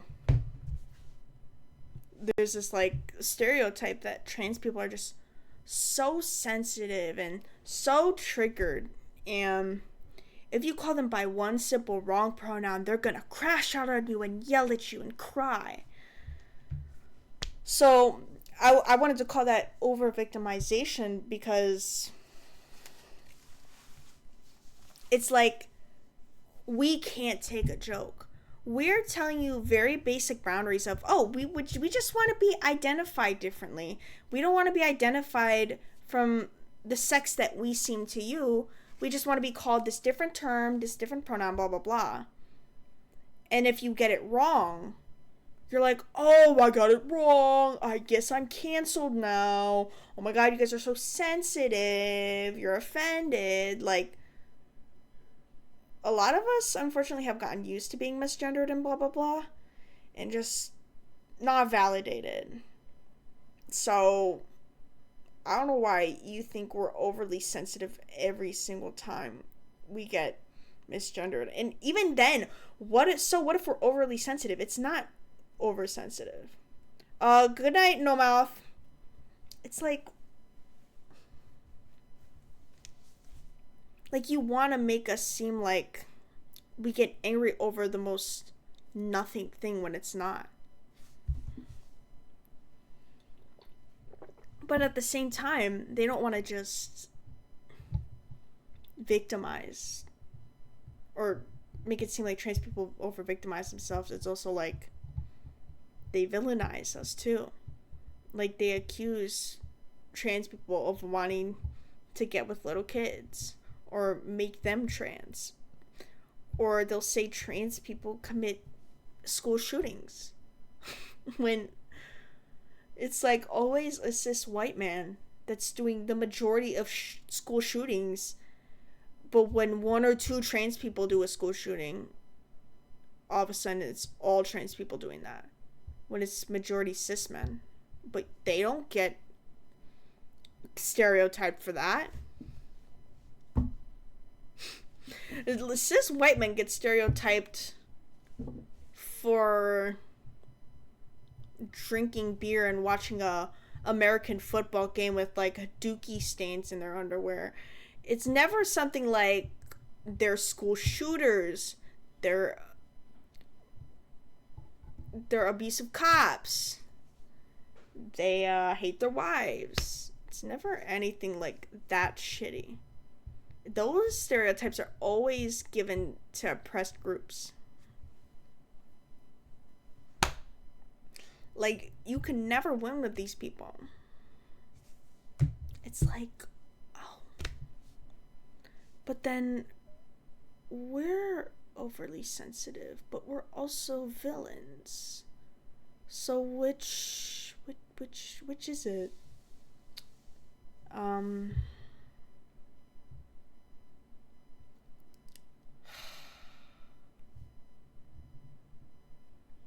It's like when I ask someone, don't misgender me. Or all I need is like a simple apology. Sorry, let me correct myself. It's not me being angry at you and offended. It's just like, just correct yourself. It's really not that hard. And when you apologize, don't make it about you. Oh, I'm sorry, I'm so stupid, I misgendered you, I'm sorry. It's not about you. And then it just feels like a manipulation tactic. Like when, like, not even just relating to trans people, like just in general, if someone says something like, I don't even know how to explain it. Man, I can't think right now. My mind is jumbled. It's like, now I'm losing my thought. Like, I feel like it's a manipulation tactic in general. When someone's being called out for doing something shitty, and the person who's being called out is like, you're just being sensitive, you're overreacting. Like, when someone brings up valid concerns and your first instinct is to just shame them for it and make them feel like they're overreacting, that is a manipulation tactic. And that's what transphobes use against trans people. Trans people don't have a right to be angry. They don't have a right, because they're overreacting. It's just words. Oh, I'm not going to correct my behavior. Instead, I'm just going to say you're in the wrong. You need to get over it. Like, is that not what abusers do? Is that not what they do? Like, oh, you're overreacting. Like, even that's where the term gaslighting came from. Like, they're kind of trying to gaslight you into feeling like your feelings from what I did to you aren't valid. Like, it's overreacting. Like, anybody's feelings and reactions on what happened to them is completely valid. Like, the way you act upon those feelings, that is conditional, but the way someone initially feels about something, that is valid, and they can't change that just because you don't like it.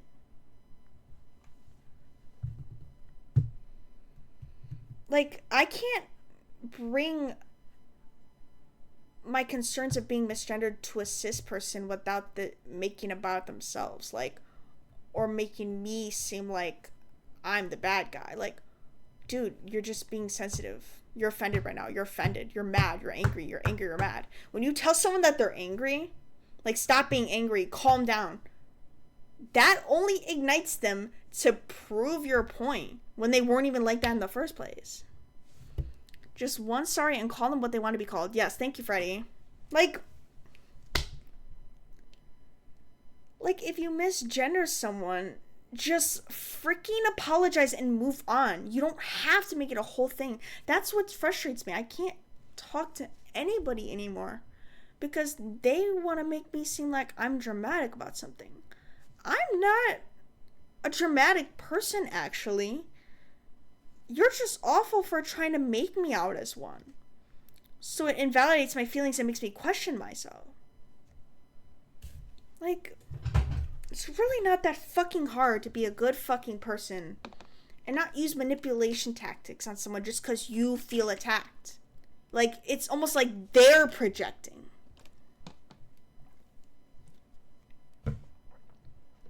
And also, whenever I have to have these conversations with people, I cry. Because I'm a sensitive person, not because I'm trans, but because that's just who I am as an individual. That's my unique trait. It's not because I'm always part of a certain group of people.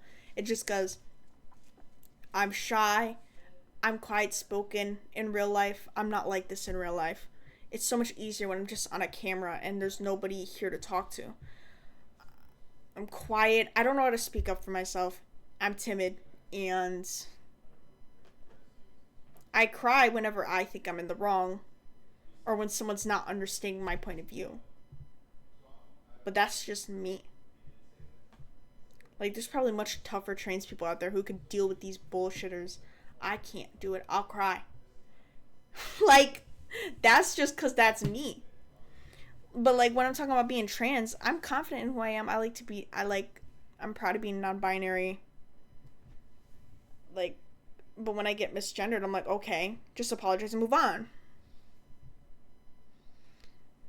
It's not me being misgendered that makes me feel really sad all the times. Like sometimes it does, but it's when someone can't admit that they're wrong and makes me feel in the wrong. That's when I cry. I'm like, no, you're just a shit person. I'm crying because you're a shit person, not because I got misgendered necessarily.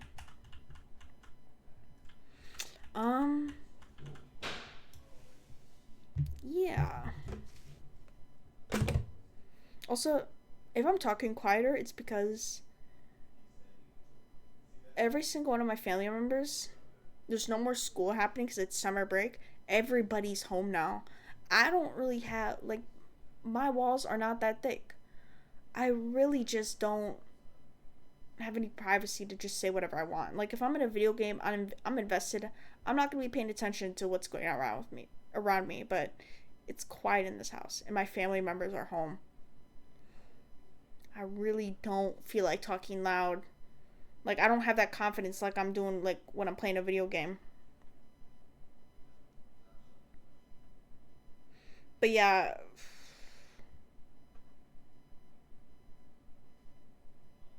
it's just always the bigots that just somehow know how to just manipulate their way out of shit. And you just can't talk to people like that. When people, like, don't want to change and always find a way to make you the evil one and them victimized, you can't do anything about that. Like, at that point, you just have to give up on that person. Like, until they want to fix themselves, you can't fix them. They have to want to fix themselves. If someone constantly resorts to using manipulation tactics, you can't. Like, you, no matter how much you hope for them, you cannot fix that. They have to fix that in themselves. No matter how many apologies, like, I'm sorry, I didn't mean to, like, no matter how much regret they feel after the actions, it matters what they do after that. Like, if they continue to do that shit. Like, even if you feel remorse for your actions, like, I'm sorry, shit, like, that was awful, I shouldn't have done that. It also matters how you apologize. Like, maybe you're just apologizing for selfish reasons, so you don't have to continuously deal with the confrontation. But even if your apology is genuine, if you don't actually make that change, if you still do the same action over and over again, how many more times is someone gonna have to put up with it before they're, like, done? Like, I'm not even gonna try with you anymore. And in fact, I have to distance myself from you. I just,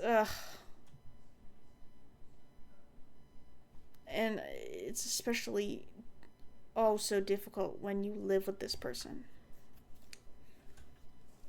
Like, there's people that I've had to drop because they're awful.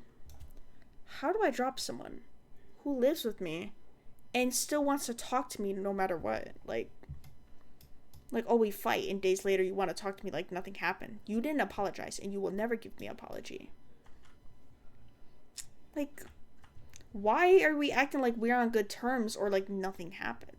Like, bitch, I want you to apologize to me or never fucking talk to me again. But, like, when you live in a household with them, oh my god, it sucks. Because I was gonna try to talk more about manipulation tactics, but I don't know what else to say about it. Like, if you feel like you're constantly drained when you have to talk to someone, or they feel constantly condescending when they talk to you, you have, if you can, if they're not an immediate person, like, who lives with you or in your family, like, you have to distance yourselves from them. It will make you feel like a weight is lifted off of you.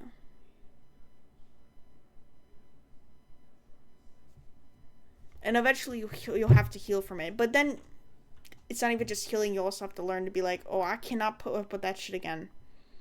Even if I did learn from that, I still feel like it may take me a while to actually, like, grow a backbone. Like, I'm not good at speaking up for myself. But, like, even if you're not good at speaking up for yourself, as long as you have the capabilities to like, be able to point out manipulation tactics and when someone's being awful to you, like, that's the first step. The first step is just being aware of it. But a lot of times you just don't realize it, or you put up with it because you're like, oh, benefit of the doubt. Or oh, this person's fine most of the time. It's so unfortunate how I just want to live my life and be friends with people, and somehow I have to find people who are nice to me at first and they just end up being shit slowly and gradually. I hate that. And I have to realize after spending time with them, oh shit, I should have not put up with that. That should have been done a while ago. But then you've already wasted your time with them.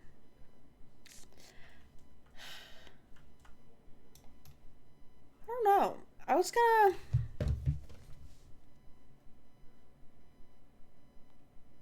look something up.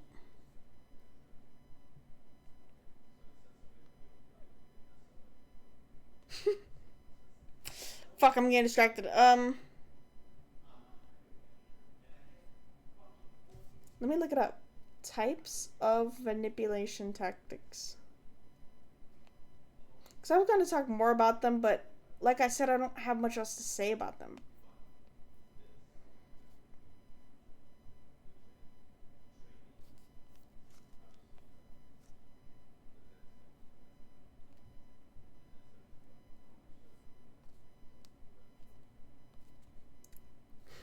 How many mansions does Winter have?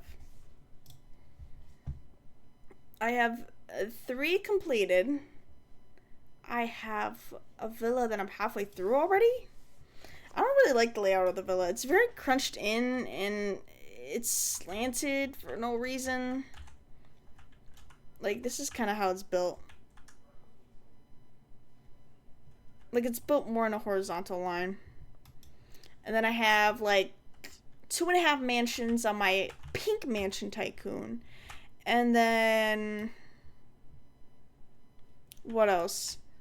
I have 3 mansions on Mega Mansion Tycoon. So how many is that? Somebody do the math. Somebody do the math right now. I'm not doing that. Oh, look at this bed.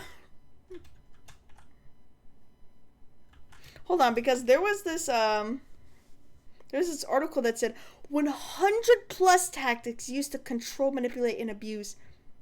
Never mind, websites under maintenance. What the fuck? Fuck you. It was on AndrewBenjaminGeorge.com. Oh, wait, Reddit? See, now Reddit really starts conversations. Especially if it's from real experiences from real people. Hold on. I have a post that says r/manipulation. What is the most subtle manipulation tactic you experience without realizing it at first? That is so true, Freddie. Freddie, you have to come over to my villa. You had to buy a car. Come over to my villa and count how many chairs are in it.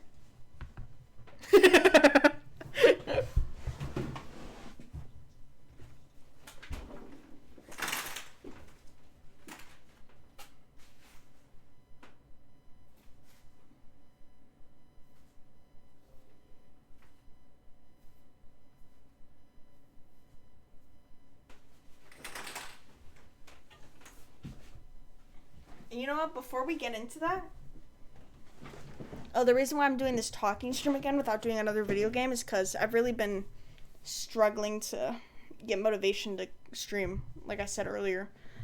Like, I still have games to play, but I'm really struggling to get back into the groove of streaming almost every day.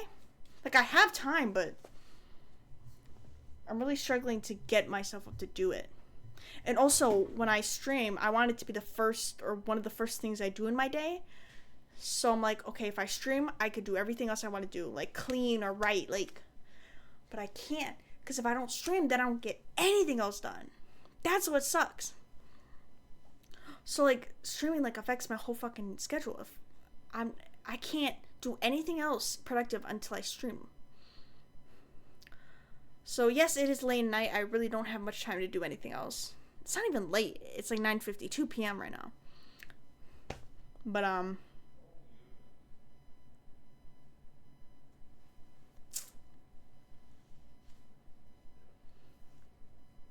yeah, I still feel like even if I don't even if I stream later in the day, like at least I'm getting something done. So that's why I'm here late. I'm hoping that if I'm doing this talk thing, that it'll get me back into streaming games, but we'll see.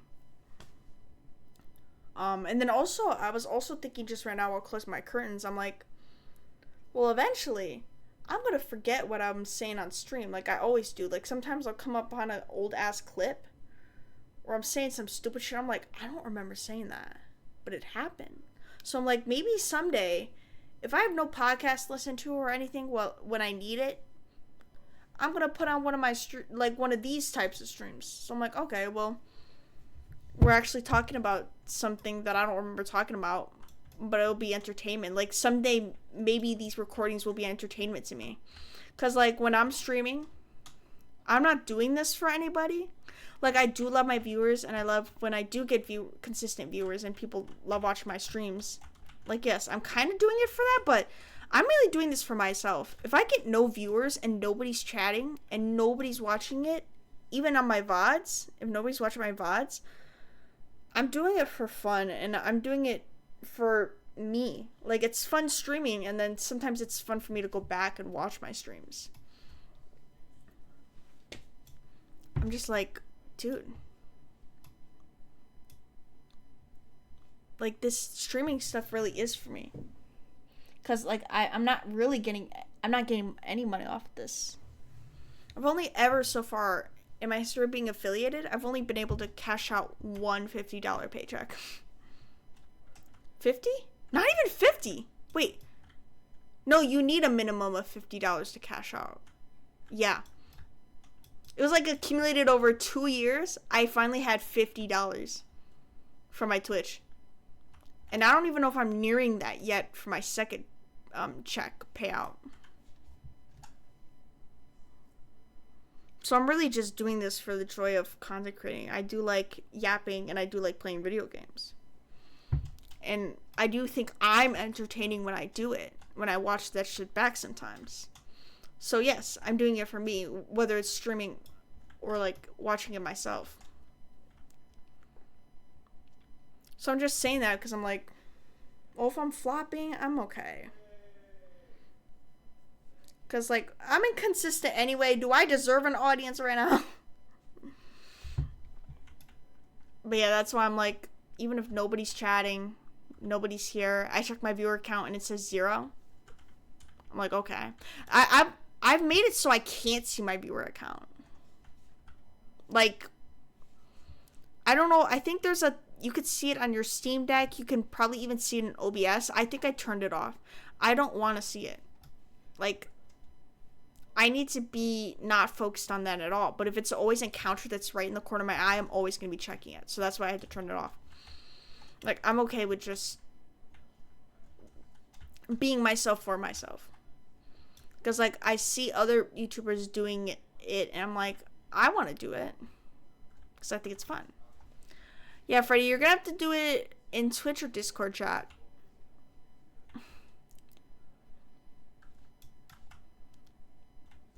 Look at this weird-ass freaking brutalist bedroom. Where are you? I'm at the villa. I think in this game you can find my icon to show where my villa is. But it may show the main mansion, but I'm not the main mansion. I don't know how far you'll have to drive out to get to me. But yeah, there are cars in this game where you can drive to other people's places. Like, you did swim to my yacht that one time. And then you had to leave. And also, when I'm just, like, mindlessly going through these, like, spawn spots to spawn in the furniture, I'm mindlessly doing it. So I'll come back, like, a day later and be like, I spawned all these rooms. I don't remember the room looking like this. Anyways, I was going to talk about the manipulation post. I was just talking about shit that just popped up in my head. I need my eye drops. Let me get my eye drops and then I'll do it. Why multiple kinds? This is my first one. Because my left eye's getting dry now.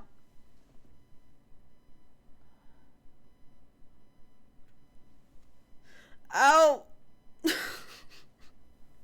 When your eyes are so dry, you go ow when you put an eye drop in. That's awful. I can't believe I got into this point.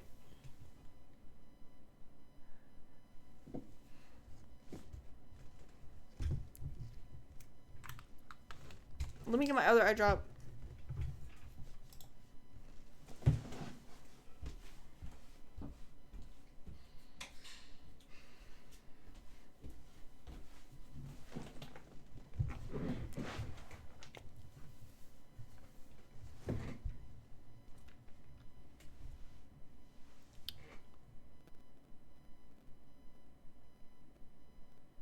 Blur. Thank you, bro. Before we get into that post, I need to put my eye drops in. Let me show you a hack. If you ever have to put eye drops in your eyes. What? Look at this freaking bubble. Bro. Oh, whoa. There's two. Stop. Stop. No bubbles. No bubbles. Fuck. Go away. Go away. Okay.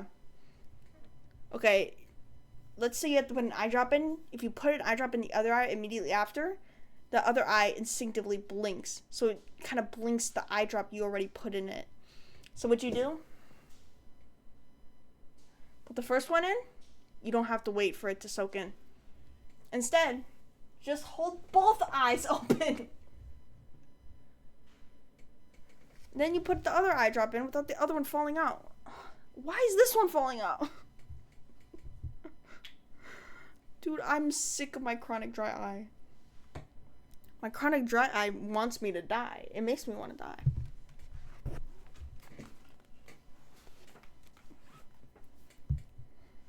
Ugh. That sucks balls. It sucks balls.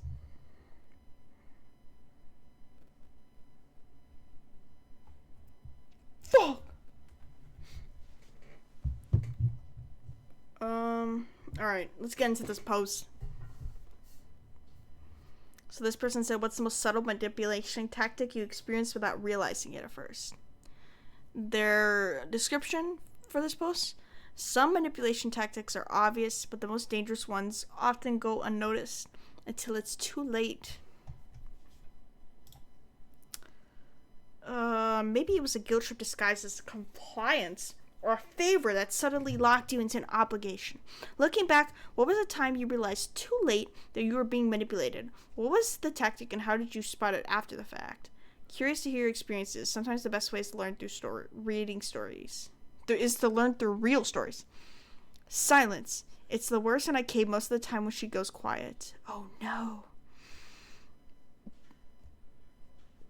Shit, my mom just did this to me from a deleted user. I knew what she was doing. I knew she was upset about something, yet it got me sitting down next to her, afraid I'd done something wrong like a trained animal. I'm in my mid-30s, for fuck's sakes. See, that's... You know what makes me sad? Is seeing, like, grown-ass adults, like, middle-aged adults, like, still caving to their parents' manipulation tactics. Because ultimately, they're still their offspring. They're still their kid. They were still parented by them for, like, 18 years. It's, like, seeing them still having to deal with their, like, mothers and fathers still treating them like that, even though they have their own house and their own family. It really sucks. My eyes are itchy now. Fuck. But yeah, it's really sad. It's like, dude, I can't believe they still have, like, hold over you. And it sucks because you still want to know your mom and dad when you're grown up. Like, you're not just... It's not easy to cut someone off if they're, like, awful to you. So it's like, you have to put up with that if you still want to keep a relationship with them. The silent treatment followed by them claiming you were giving them the silent treatment is whack. You didn't answer, so I just stopped asking. I don't know what they're talking about. I'm gonna go through these without reading them out loud. I need to find a good one.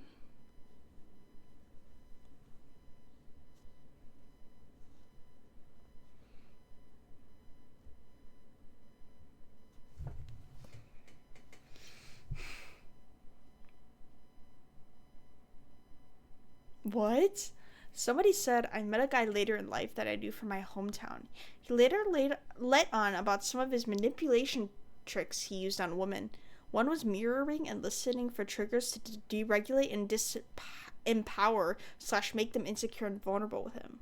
A true snake of a person he is.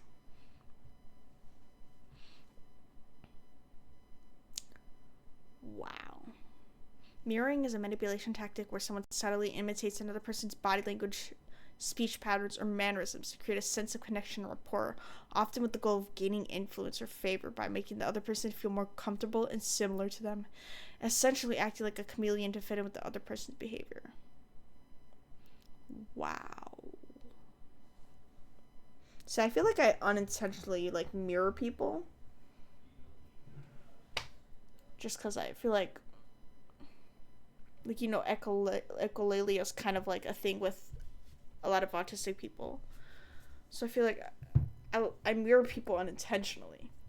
But, there's a difference when you do it as a manipulation tactic to get what you want from them. Oh my god, I hate people. Let's go through these. This is neat.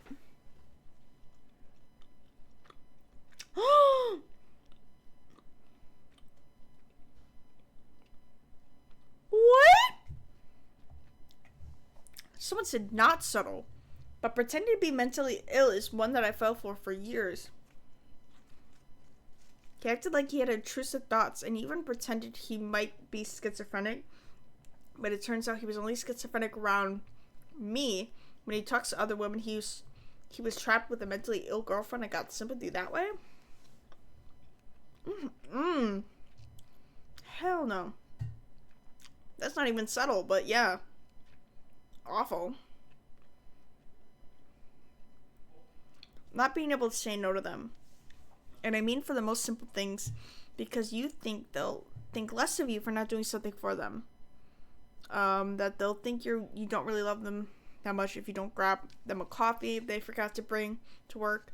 They don't say these things, but they train you to feel that any fault for justifying them loving you. That's especially cruel to someone with an anxious attachment style. Like, oh my god.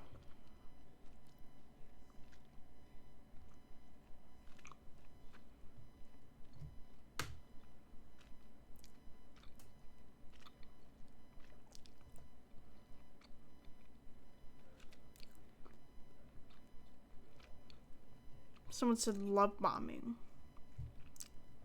Someone got love bombed in a kind of sneaky way.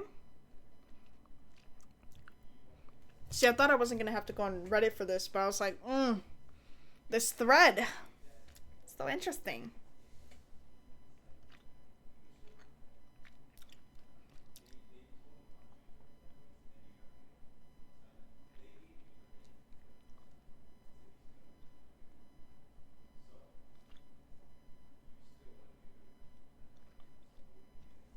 Someone said subtly crossing boundaries, simple as I don't want to go to X bar, somehow they casually orchestrate the hangout to be ultimately there.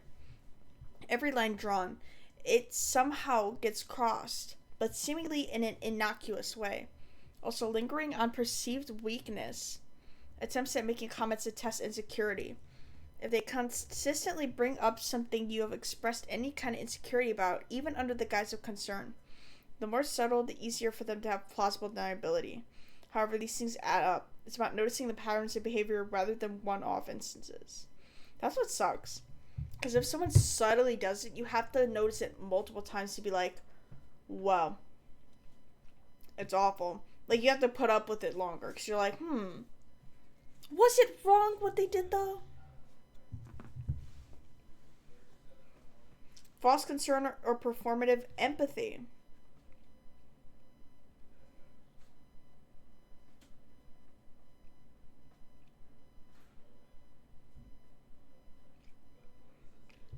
Someone said favors.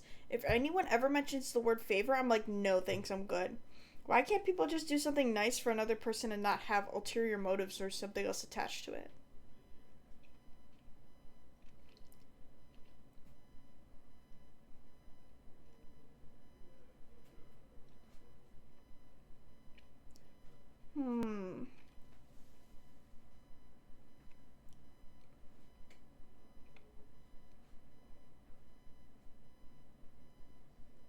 Stonewalling? Never say no, just delaying it?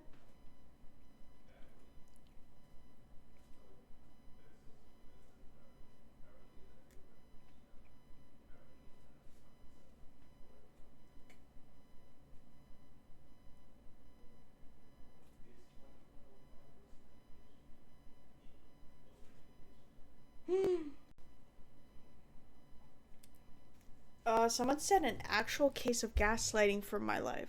My ex would claim her memory of conversations was word perfect.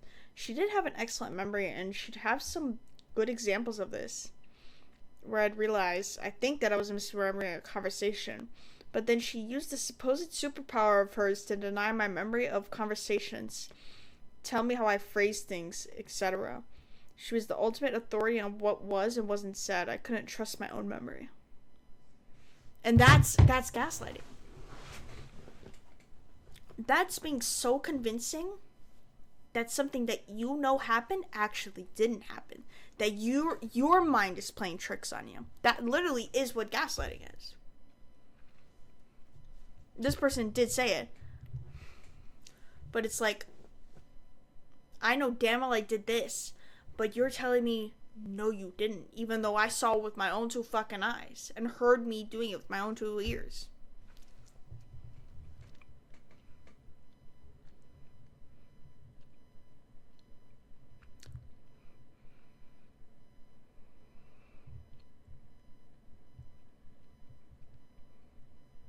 What?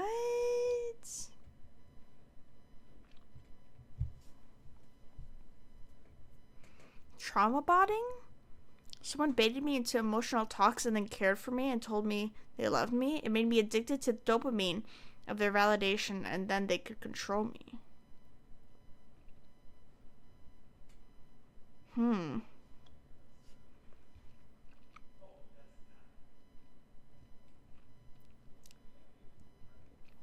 My ex told me he would turn the tables and blame, for example. He had a car accident. He said he became aggressive, jumped out of his car and blamed them even after he rear-ended them.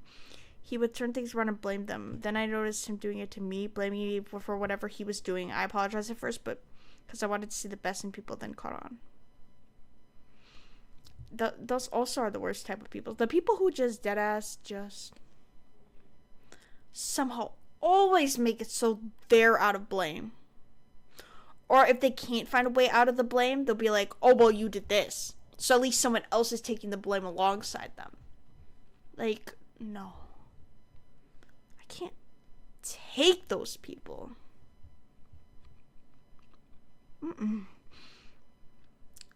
Okay, there's not a lot of replies under this, so there wasn't like a ton of good shit. 59 comments. Oh no. Oh my god. Somebody said, I'm not laughing at this one. I was laughing at another one because it's really bad. Another person said, the worst subtle manipulation tactics I experienced was someone using classical conditioning to alter my behavioral patterns and associations in order to create a hyper state of flight or fight. I was basically slowly broken down to live in a constant state of fear. Classical conditioning? I don't know what that means, but dang.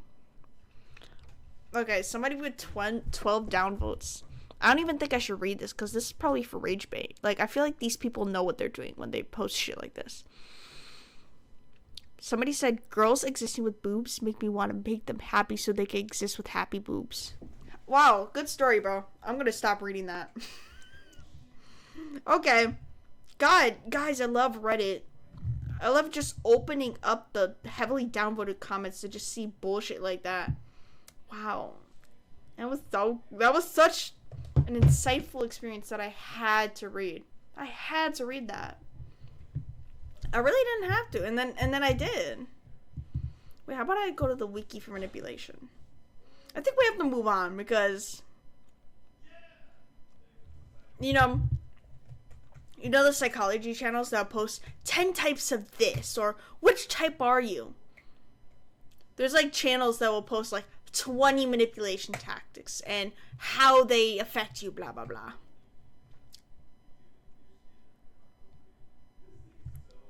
You know, I'm just on the manipulation wiki.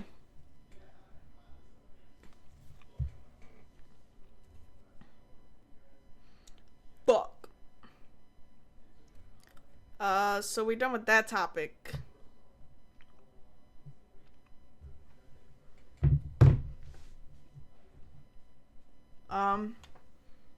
We got like 40 minutes left, I guess. If I do want to end it at 3 hours, which I probably will. Ugh. See, now that my stream is completely silent, other than me talking, you can hear my family in the background. And listen, I don't want to have to hear them. I'd rather listen to these stupid fucking crickets, and even then, you could still hear them. Because I still have to hear them. So I know you guys can still hear them. Wait, even then, how would I be able to...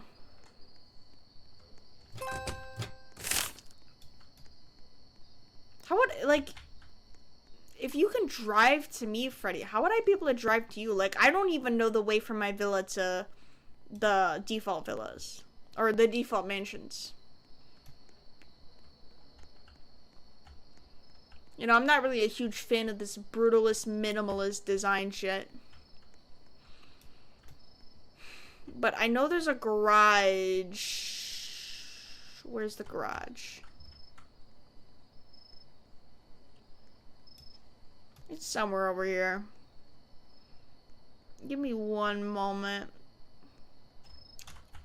Because I think there should be, like, a head over my villa, but I don't remember. Where the fuck does this road go? You know what? Now I want to find out. Wait, no, I want my car. I think I have to go down these steps and then spawn in a car. Keep going.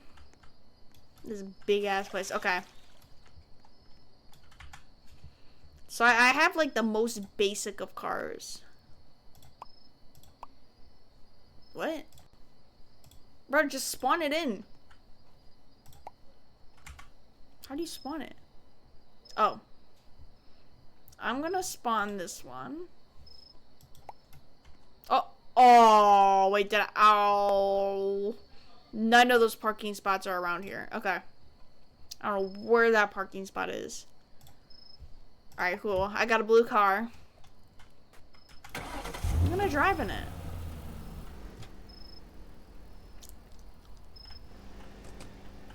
Oh, I got reversed! Can't be out! Fuck! My car! Okay, well, I can't fucking drive like this. Wait, get me back up. Oh my god, this fucking game. I need to get back in my garage. I am not driving that car. I can't even get to that. Get me back to my garage. Because why am I reversing out of the freaking garage? I need to go forward. Because there's no railing on this road.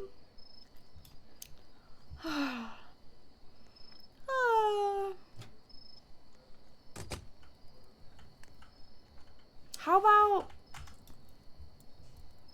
spot 12? It's in reverse.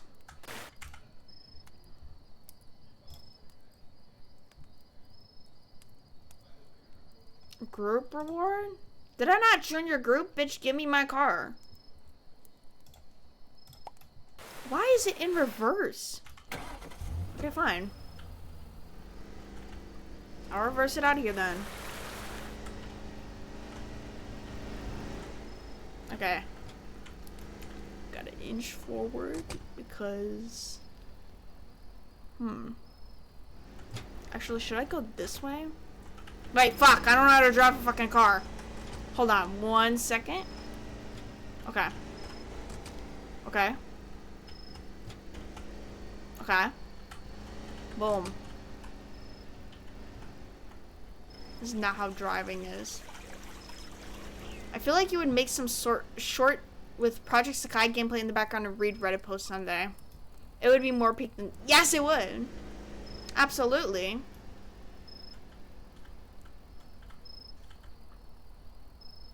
Okay. Okay. Or I just do like driving videos like on this game behind it. Cause like I don't even know where to drive. Okay, wait. Okay, am I the asshole for beating my wife after telling her I was not in the wrong for—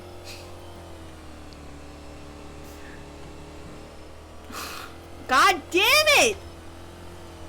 I couldn't even improvise on that. This is why I don't— this is why I don't drive.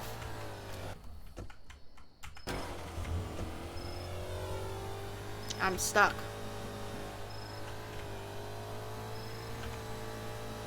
Bitch, get my fucking car out. Yes! No!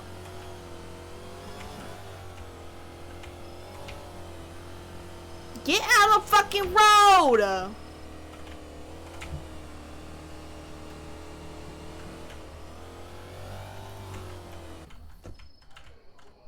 Bitch! Get my car. See, now I gotta go all the way back to the garage now.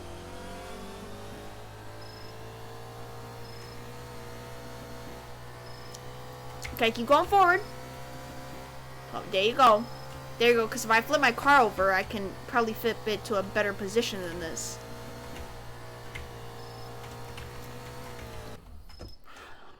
This fucking game.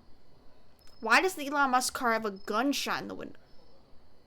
Oh my god. What? Wait, now I gotta buy it so I can see this. Where even is all these parking spots?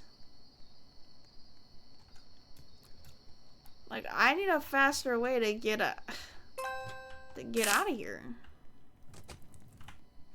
There's gotta be a garage somewhere. Hold on 1 second.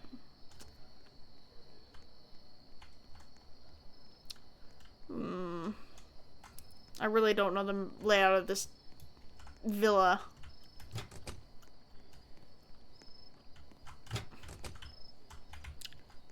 I don't know where I'm going. I feel like I'm just going back to that same garage. Oh, wait. Parking spot down here?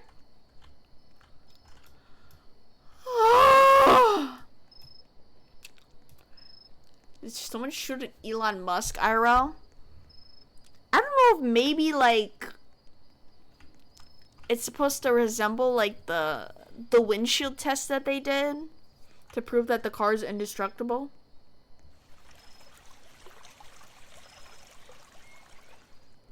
Because, like, these cars, the Cybertrucks don't crunch.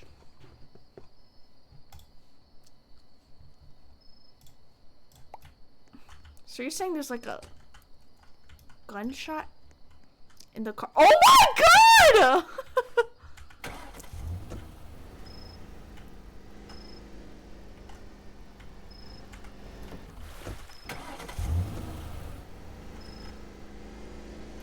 Okay, I need to get out of here.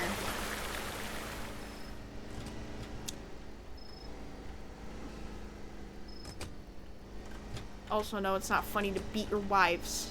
Stop joking about it. That's my opinion. You are the asshole. Oh, yeah. It's like, oh, yeah, we're talking about that. We're talking about, am I the asshole post? Well, obviously, you can't repost while you're gaming, so you have to, like, kind of splice it onto gameplay. Well, don't fall.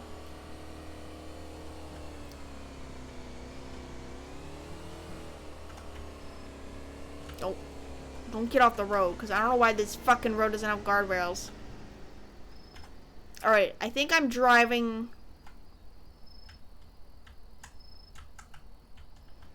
I'm driving.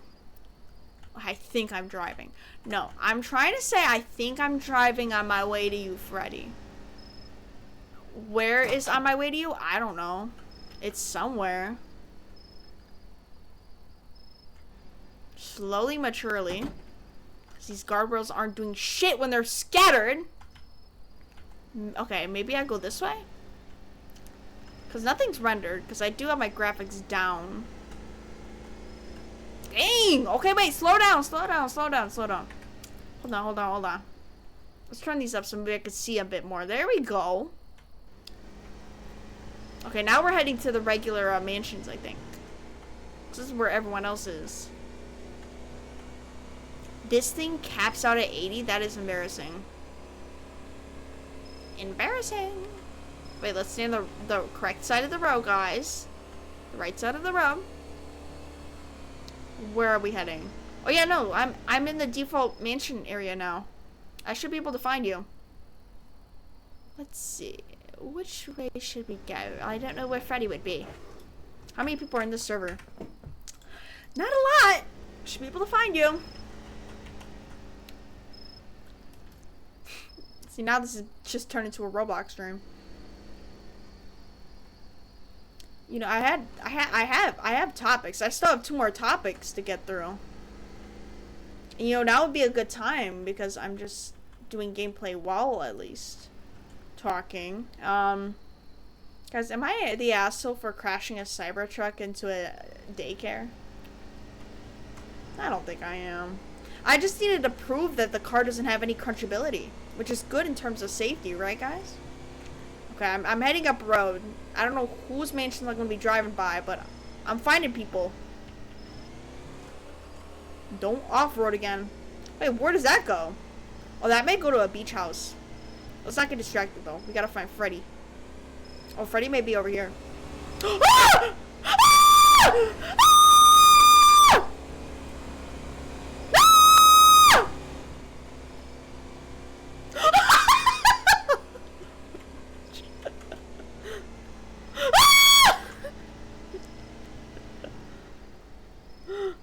I don't even know if I passed Freddy's house by now. Dude, there's a creepy fucking ginger chasing me. Ah! Ah! This bitch is trying to off-road me! Hell no! Oh, the beach house is over there. Oh shit, right there on the road! Ow! You just rear-ended me, ho! Bro's trying to kill me. Bro, I have an actually good elementary school that we can crash into. Follow me. We can run over all the children. You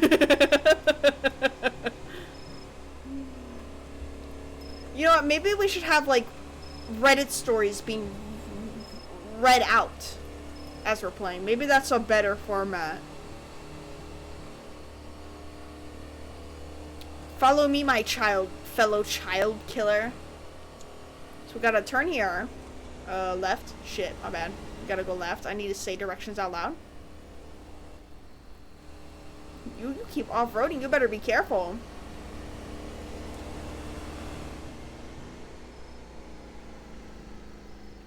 Better not be off-roading while I'm trying to... Oh, fuck. Freddy, bro. Yeah, you better get back on this freaking road. Stop off-roading. Eventually, you're not going to be able to get back on. Okay. Dang. What a speedster. And then I think... Hold on. We go this way.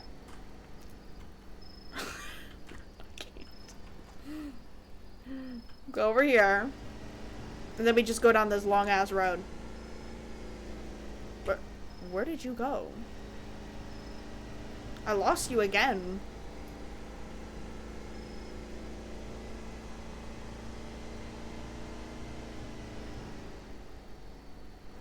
Where the fuck did you go? Wait, you were just here.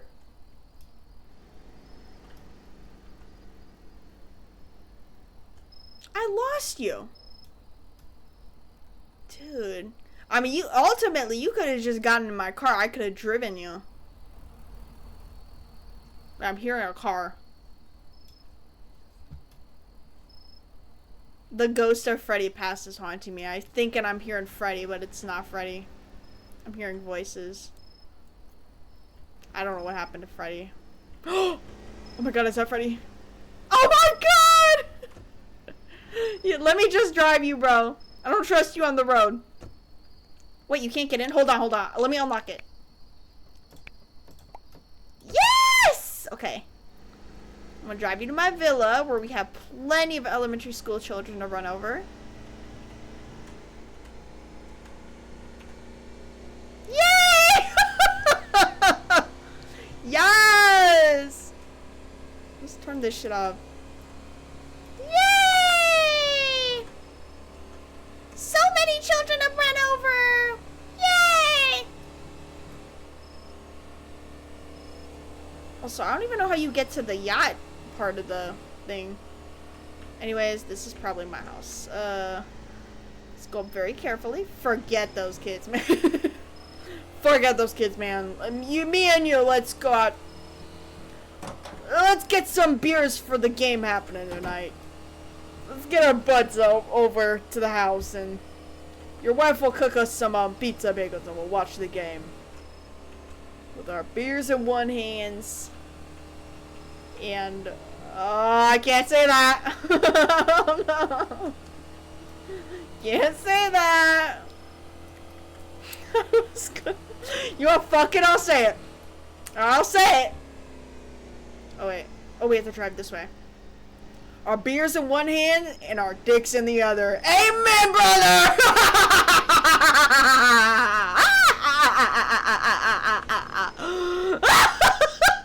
No.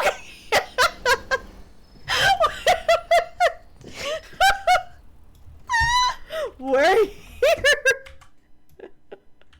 Let me get back.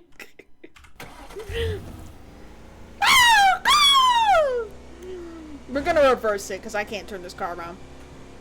I'm legally not trained to turn this car around. We're going 19 miles per hour.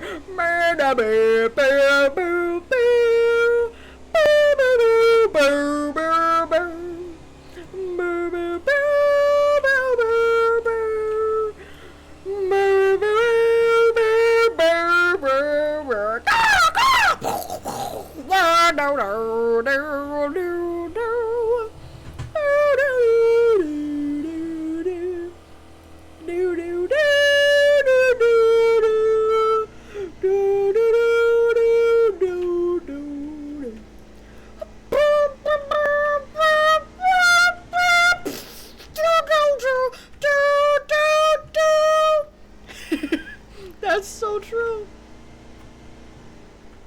Akito, when he realizes that they make pancakes much more fluffier and bigger in America. Oh fuck, we're here now. I'm not the best at parking, but here's my place.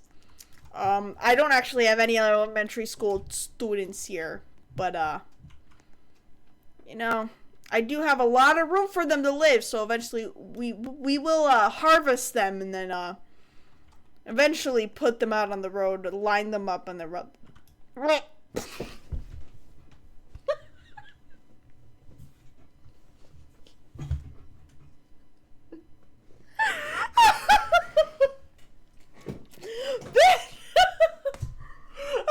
was trying to say some bullshit, and I just had not even a dry burp. It was a wet burp. I couldn't even speak. Oh my god. Oh my god. Whoa! What? Why'd your neck broken? Oh my god. Did my driving really fuck you up that bad? Oh shit! I'm not paying for your medical bills.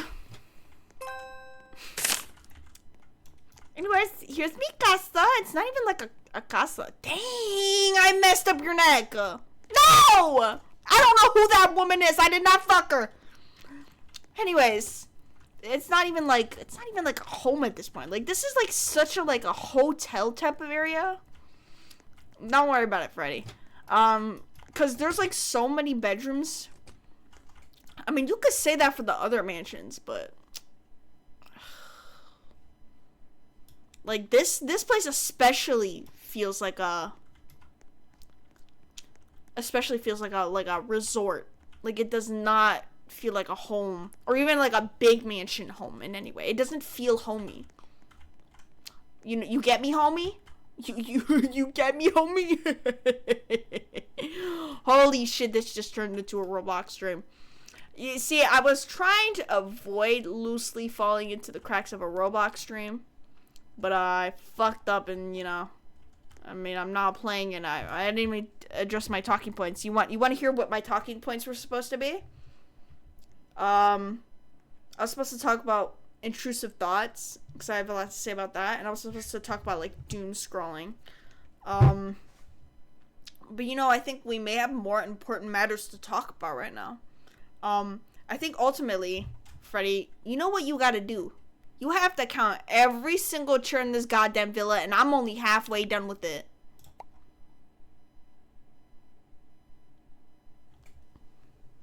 Yippee! Alright, young sire, you have to start down here. We gotta... That's not even a bench. I thought that was a bench. And also, Freddy said, in the other mansion game, that along couches, they count as one chair. So even if there's 3 spots to sit in, Freddy will count them as one. Or, I mean, I guess you could count them individually if you want.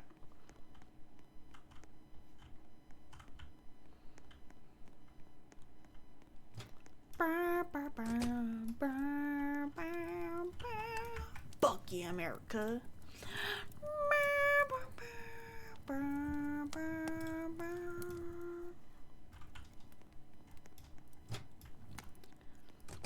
Yo, don't mind my little peon here that I commonly have over.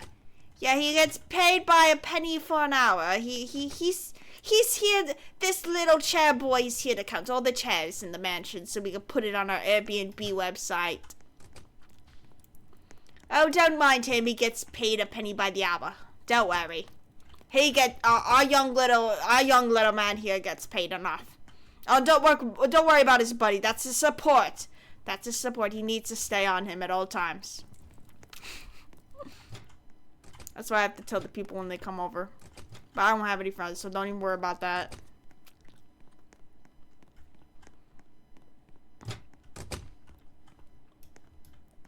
Toilet seats, I'm assuming, don't count as chairs. Oh, and it gets worse. I mean, this first, second floor are fine. Dude, trust me, once you get to the 3rd floor, it's awful. Or even is the stairs to the 3rd floor. Don't even worry about the 3rd floor worry about it when you get to it. But I don't know if I showed stream already. You head up this staircase or the elevators. Dude, it feels like it's winding. Like, it's slanted this way and then it's straight this way.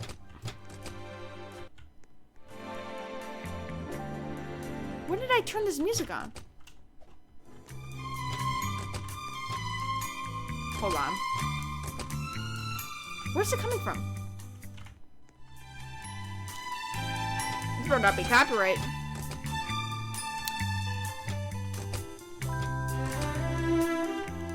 Oh, this music may be coming from the 2nd floor.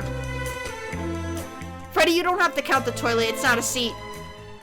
I mean, it's a toilet seat, but... Oh, you turn it down here. Is this multiple one?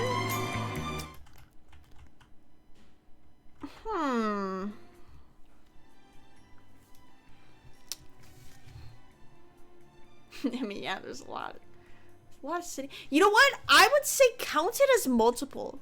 Because let's say I have a 200 member group of friends. A 200 member friend group. I need to know precisely how many seating places I need for each of my 200 friends. So if I can fit like 12 on here, I need to know that I need to fit 12 on here. Okay, so I was like, I thought the music was coming from the 3rd floor. No, Freddy Freddy turned on the radio. See, it's literally like a check-in.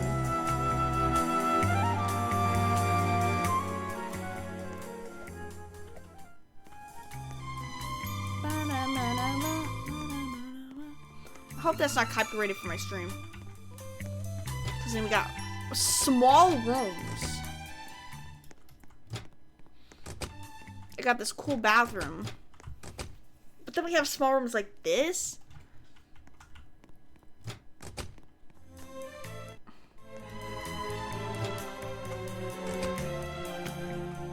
Oh, wait, and just you wait, it gets worse. What the fuck is this room? Small ass toilet slash shower area? And then look at this slanted fucking bathroom. What is this, bro? Anyways, maybe I should make one of my talking points that I love mansions. I have this obsession with look at this slanted room. And this fucking tree. What the fuck is the point of this room? Anyways, I'm obsessed with like nice luxury homes. When I was little, I was very much into the minimalist aesthetic. I was like, it's nice. And I favored it, but like today I do favor like more vintage maximalist designs. Like I can appreciate that like when a minimalist mansion is nice, but like I still favor much more decoration over like something bland. Like although this isn't like the bland white minimalist you see around, it's still like not a lot of decoration. Like this is doing all the heavy lifting for the decorating.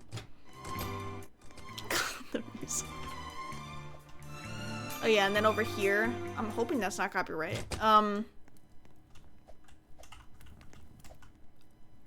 A fucking massive dinner table inside, which I thought would have with no coverings on the top, that has grills built into the table.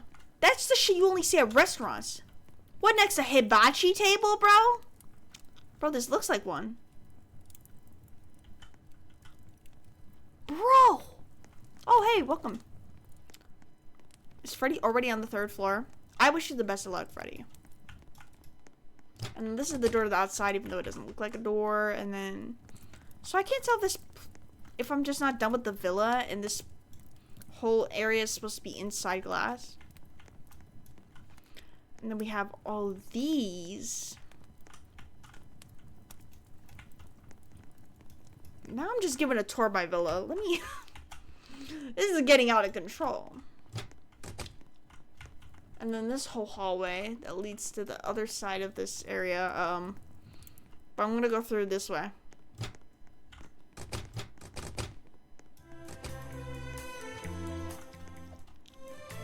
And see, the layout kind of changes. This random fuck ass room. Any room that has like barely a purpose, that's just like simply lounging or whatever when there's already living rooms, I'm just gonna call it this fuck ass room. The rooms where butt fuck nothing is happening and no one's in it.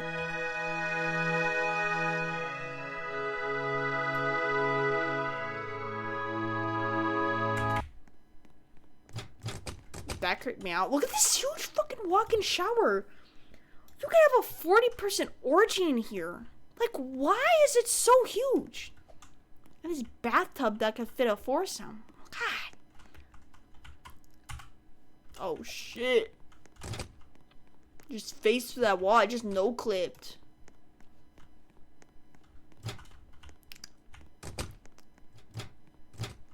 Yeah, I wanted to make that a talking point since this is supposed to be my talk time, but I really have nothing to say. This is an alright, home movie theater. Like, it actually kind of does look like an actual movie theater. And also, I've slowly, maturely been building this mansion, while listening to Smosh reading Reddit stories. So I remember I was, like, building this room when I was listening to a Reddit story where I don't even remember the exact story, but I remember Angela and Amanda were on the couch for it. So if I'll be walking through certain rooms, and I'll be like, oh yeah, I was listening to this story while I was building this room. Like now I have to associate every room with a certain YouTube video that was on the background. And then sometimes I'll have the police body cam videos on background. Damn! No, Freddy! There's no way you're... Oh my god. So, I think in this part of the house... Hold on. Is over here. When I was building this part of the house, I was watching... Or I was listening to a police body cam video of... This, 30-year-old teacher... Not teacher. He was a... Like... Almost a 30-year-old counselor, like, getting way too close with his female clients. And I think I was watching a Smosh video by the time I got to this room.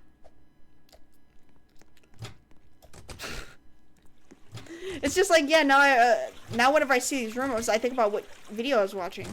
See, look, this room is actually a bit better design.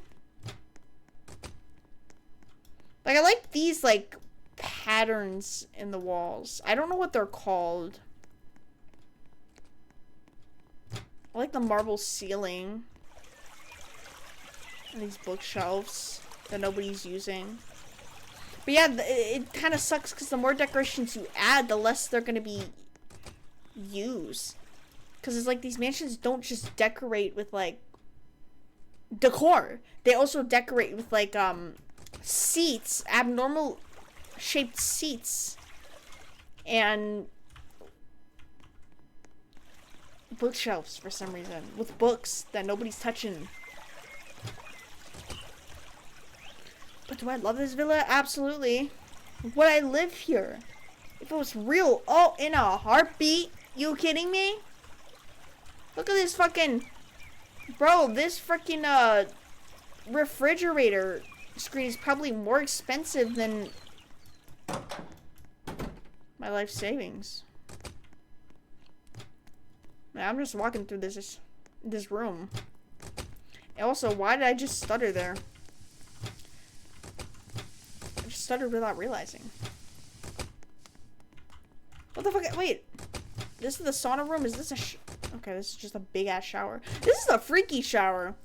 Imagine being in the sauna, glass door, and then you could watch someone showering. Almost like a full 360 view. Also, why isn't it a full 360? Because what are you going to be putting behind this wall? See, I have a lot to say about the infrastructure. I can't even get even too deep into this.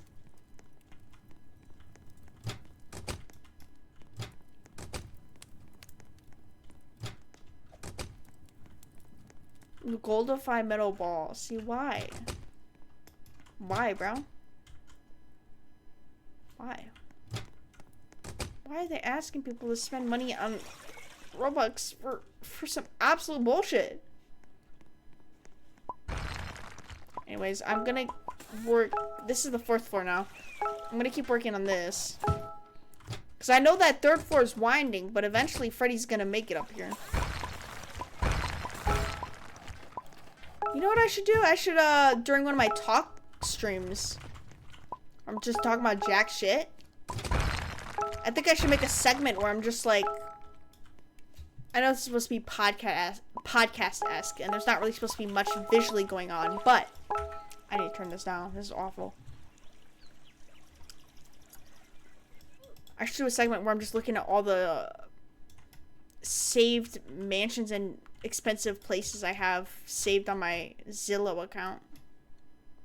I'm like, holy shit, that place is so cool. Also, there was this one really nice place. It was like a penthouse in like this tall ass skyscraper, and I saved it on my Zillow account. When I came back, it was unlisted on Zillow, and the photos weren't there anymore. So I was like, oh, I got scared that I lost all those really cool looking images of this place. And I looked it up on a different website. I'm like, oh, I found it. Like, I thought I almost lost that place for good. Like, how am I gonna fuel my daydreaming fantasies of me living there if I don't have the images for it? God damn it. Or maybe I could recreate it in Minecraft or Roblox or some shit. Freddy said gotta go, but you got 165. 165? Goodbye, Freddy. Good night. Yeah, and I might as well end in 5 minutes since I don't want to do my other 2 talking points. I'm like, you know what? No, these last 10 minutes are just gonna be me, or these last 20 minutes are just gonna be me going through this Roblox house. And I'm not talking about shit. So really, the stream ended when I stopped reading that Reddit post. The point of this whole stream, and then me and Freddy were just joking around. Well, and I'm spawning even more stools right now. Another whole fucking kitchen area. Damn. Like, yeah, multiple people should be living in here. They absolutely should. I don't think that multiple people living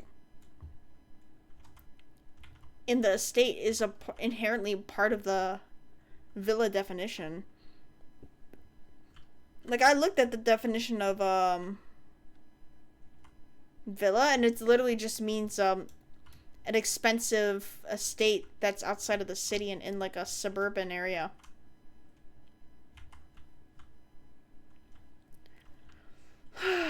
I don't know if villas have to be nice. I don't know, bruh. Remember who you wanted to be. Remember who you wanted to be. So I was hoping that since doing this stream, I was hoping tomorrow that I would actually get back into streaming. Like, shit that I'm supposed to be doing. Like, dang, it's probably been a bit since I, like, it doesn't feel like it, but it's definitely been a bit since I played, I don't even know I don't even freaking remember the name. Life is Strange Reunion. I keep wanting to call it Double Exposure. Like, that game's not really sparking much joy in me. But do I want to at least try to finish it so far? Yeah. And then Adelphi, I've still been playing that off stream. But even that's not as much. Like, I still need a, like, speed trial. I still wanted to speed trial all the levels on stream. Ah! My nose is itchy. Rather than off stream. But, you know, I don't know if I told you guys already, but I already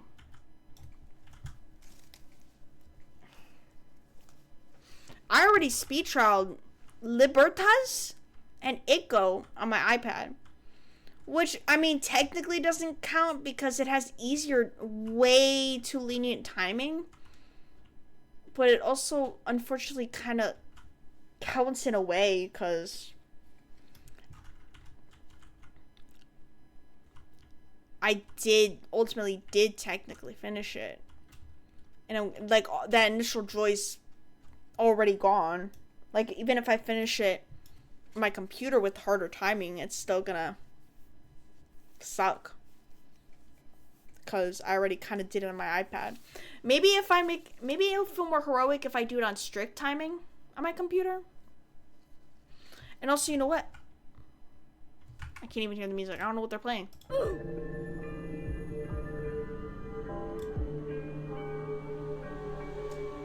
I can't tell whether to feel relaxed or tensed right now. The fuck is this music?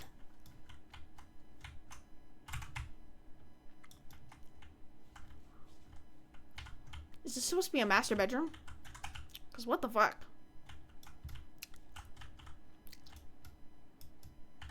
The fuck is this room? Why do I low-key like it too? Like the fact that it's like a darker gray. Like, I don't even like dark gray colors. What was I gonna say?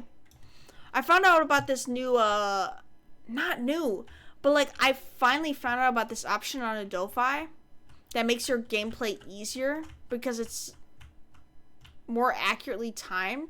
It's like, I think the option's called audio buffer. Like, you're supposed to set it as low as possible until like your audio gives out. And it's supposed to actually make your gameplay a lot more easier. I don't know how it works, but apparently people who weren't able to beat levels as easily are actually able to beat it with a lower audio buffer. I'm like, dude, I probably need that. Because me, like, even if the timing is easier on mobile, I feel like I'm going fucking crazy when I can't do certain parts on my PC. Giga window. So yeah, I'm gonna have to turn that on and see if it makes shit easier. Cause I'm like, damn, why can't I do this part in Ickle even though I've done it 10 billion times? And the time, just because the timing slightly changed doesn't mean it should be so much harder than it is. Also, I don't know if I should show it on stream or just upload it to YouTube, but I did record like an hour and 30 of me actually completing Libertas off stream. So I couldn't wait and I didn't really want to stream it. So I may have to upload that to YouTube because I don't know if I'm going to watch that on stream myself. Because it was a lot of work. Maybe I could like loosely edit it so it's not like 2 hours long on YouTube. Are we already on the 5th floor? Look at me. Look at me, look at me, look at me. Look at me, look at me. You looking? But yeah, we passed 3 hours. It's not that 3 hours is necessarily a requirement for a stream, but it feels better when I do 3 hours and when I don't go that much over it. Like, if it's like 3 hours and 30 minutes, I'm like, it could have stayed 3 hours. I like my VODs being as close to 3 hours as possible. Even when it's like on the dot 4 hours, I'm still like, this stream could have been 3 hours. Also, watching a 3 hour VOD just seems more doable, even though I don't really watch VODs. And if I do ever watch a VOD from someone, I've skipped through like parts that I think nothing's gonna happen in. But you never know. When you're watching a video for the first time, you don't know what's gonna happen. But if I watch a VOD, I skip through like the usually low parts. Like the chill parts of the stream. Like if I ever have to watch a VOD, that's what you guys would do, right? Like, I'm not crazy. I'm not crazy. What is this black and white room? Anyways, yeah, I'm probably gonna play this more off stream. It's almost 11, so I probably just have to go to bed anyway. Because I'm trying to go to bed earlier, but I can't seem to do it! No more Mr. Nice Guy. I need to go to bed on time now. What's that time? I don't know. But I want to make it a goal that I wake up at 6 or 7 a.m. Oh, I did not mean to say the numbers, though. I genuinely did not mean to. I was just thinking in my head, like, oh, well, sometimes I notice myself naturally waking up at 7. I don't know if that's because my family is making me wake up naturally at that time and it's not natural, or if my body's like, hey, like trying to secretly hint, dude, this is actually your perfect time to wake up. So I need to go to bed earlier so I can actually make that my ideal wake up time. And waking up in the morning actually makes you feel like you have a lot more time in the day and you're getting a lot more done. I need to go to bed early tonight so I can feel like I'm gonna do so much productive shit tomorrow. Like what? I don't know, but maybe at least clean my room. Alright, fellas, I'm gonna have to get off now. No more Mr. Nice Guy. Giga window. Yeah, I think I talked about a lot of good shit, but I mean, once I got to the other topics where I'm like, oh, I have so much to say about this, like the last two, I'm like, I can't. I'm like, I actually don't feel like yapping anymore. Maybe I would be able to yap for a little longer if I'm like actually talking with someone else. But also at the same time, I feel like I'm always like interrupting the person I'm talking with. Or I'm like so eager for them to stop talking so I can finally say what I have to say so I don't forget it. That's what sucks. about talking with other people. Like, maybe I low-key prefer being the only talker in this thing. But then I want someone to be able to say shit, too.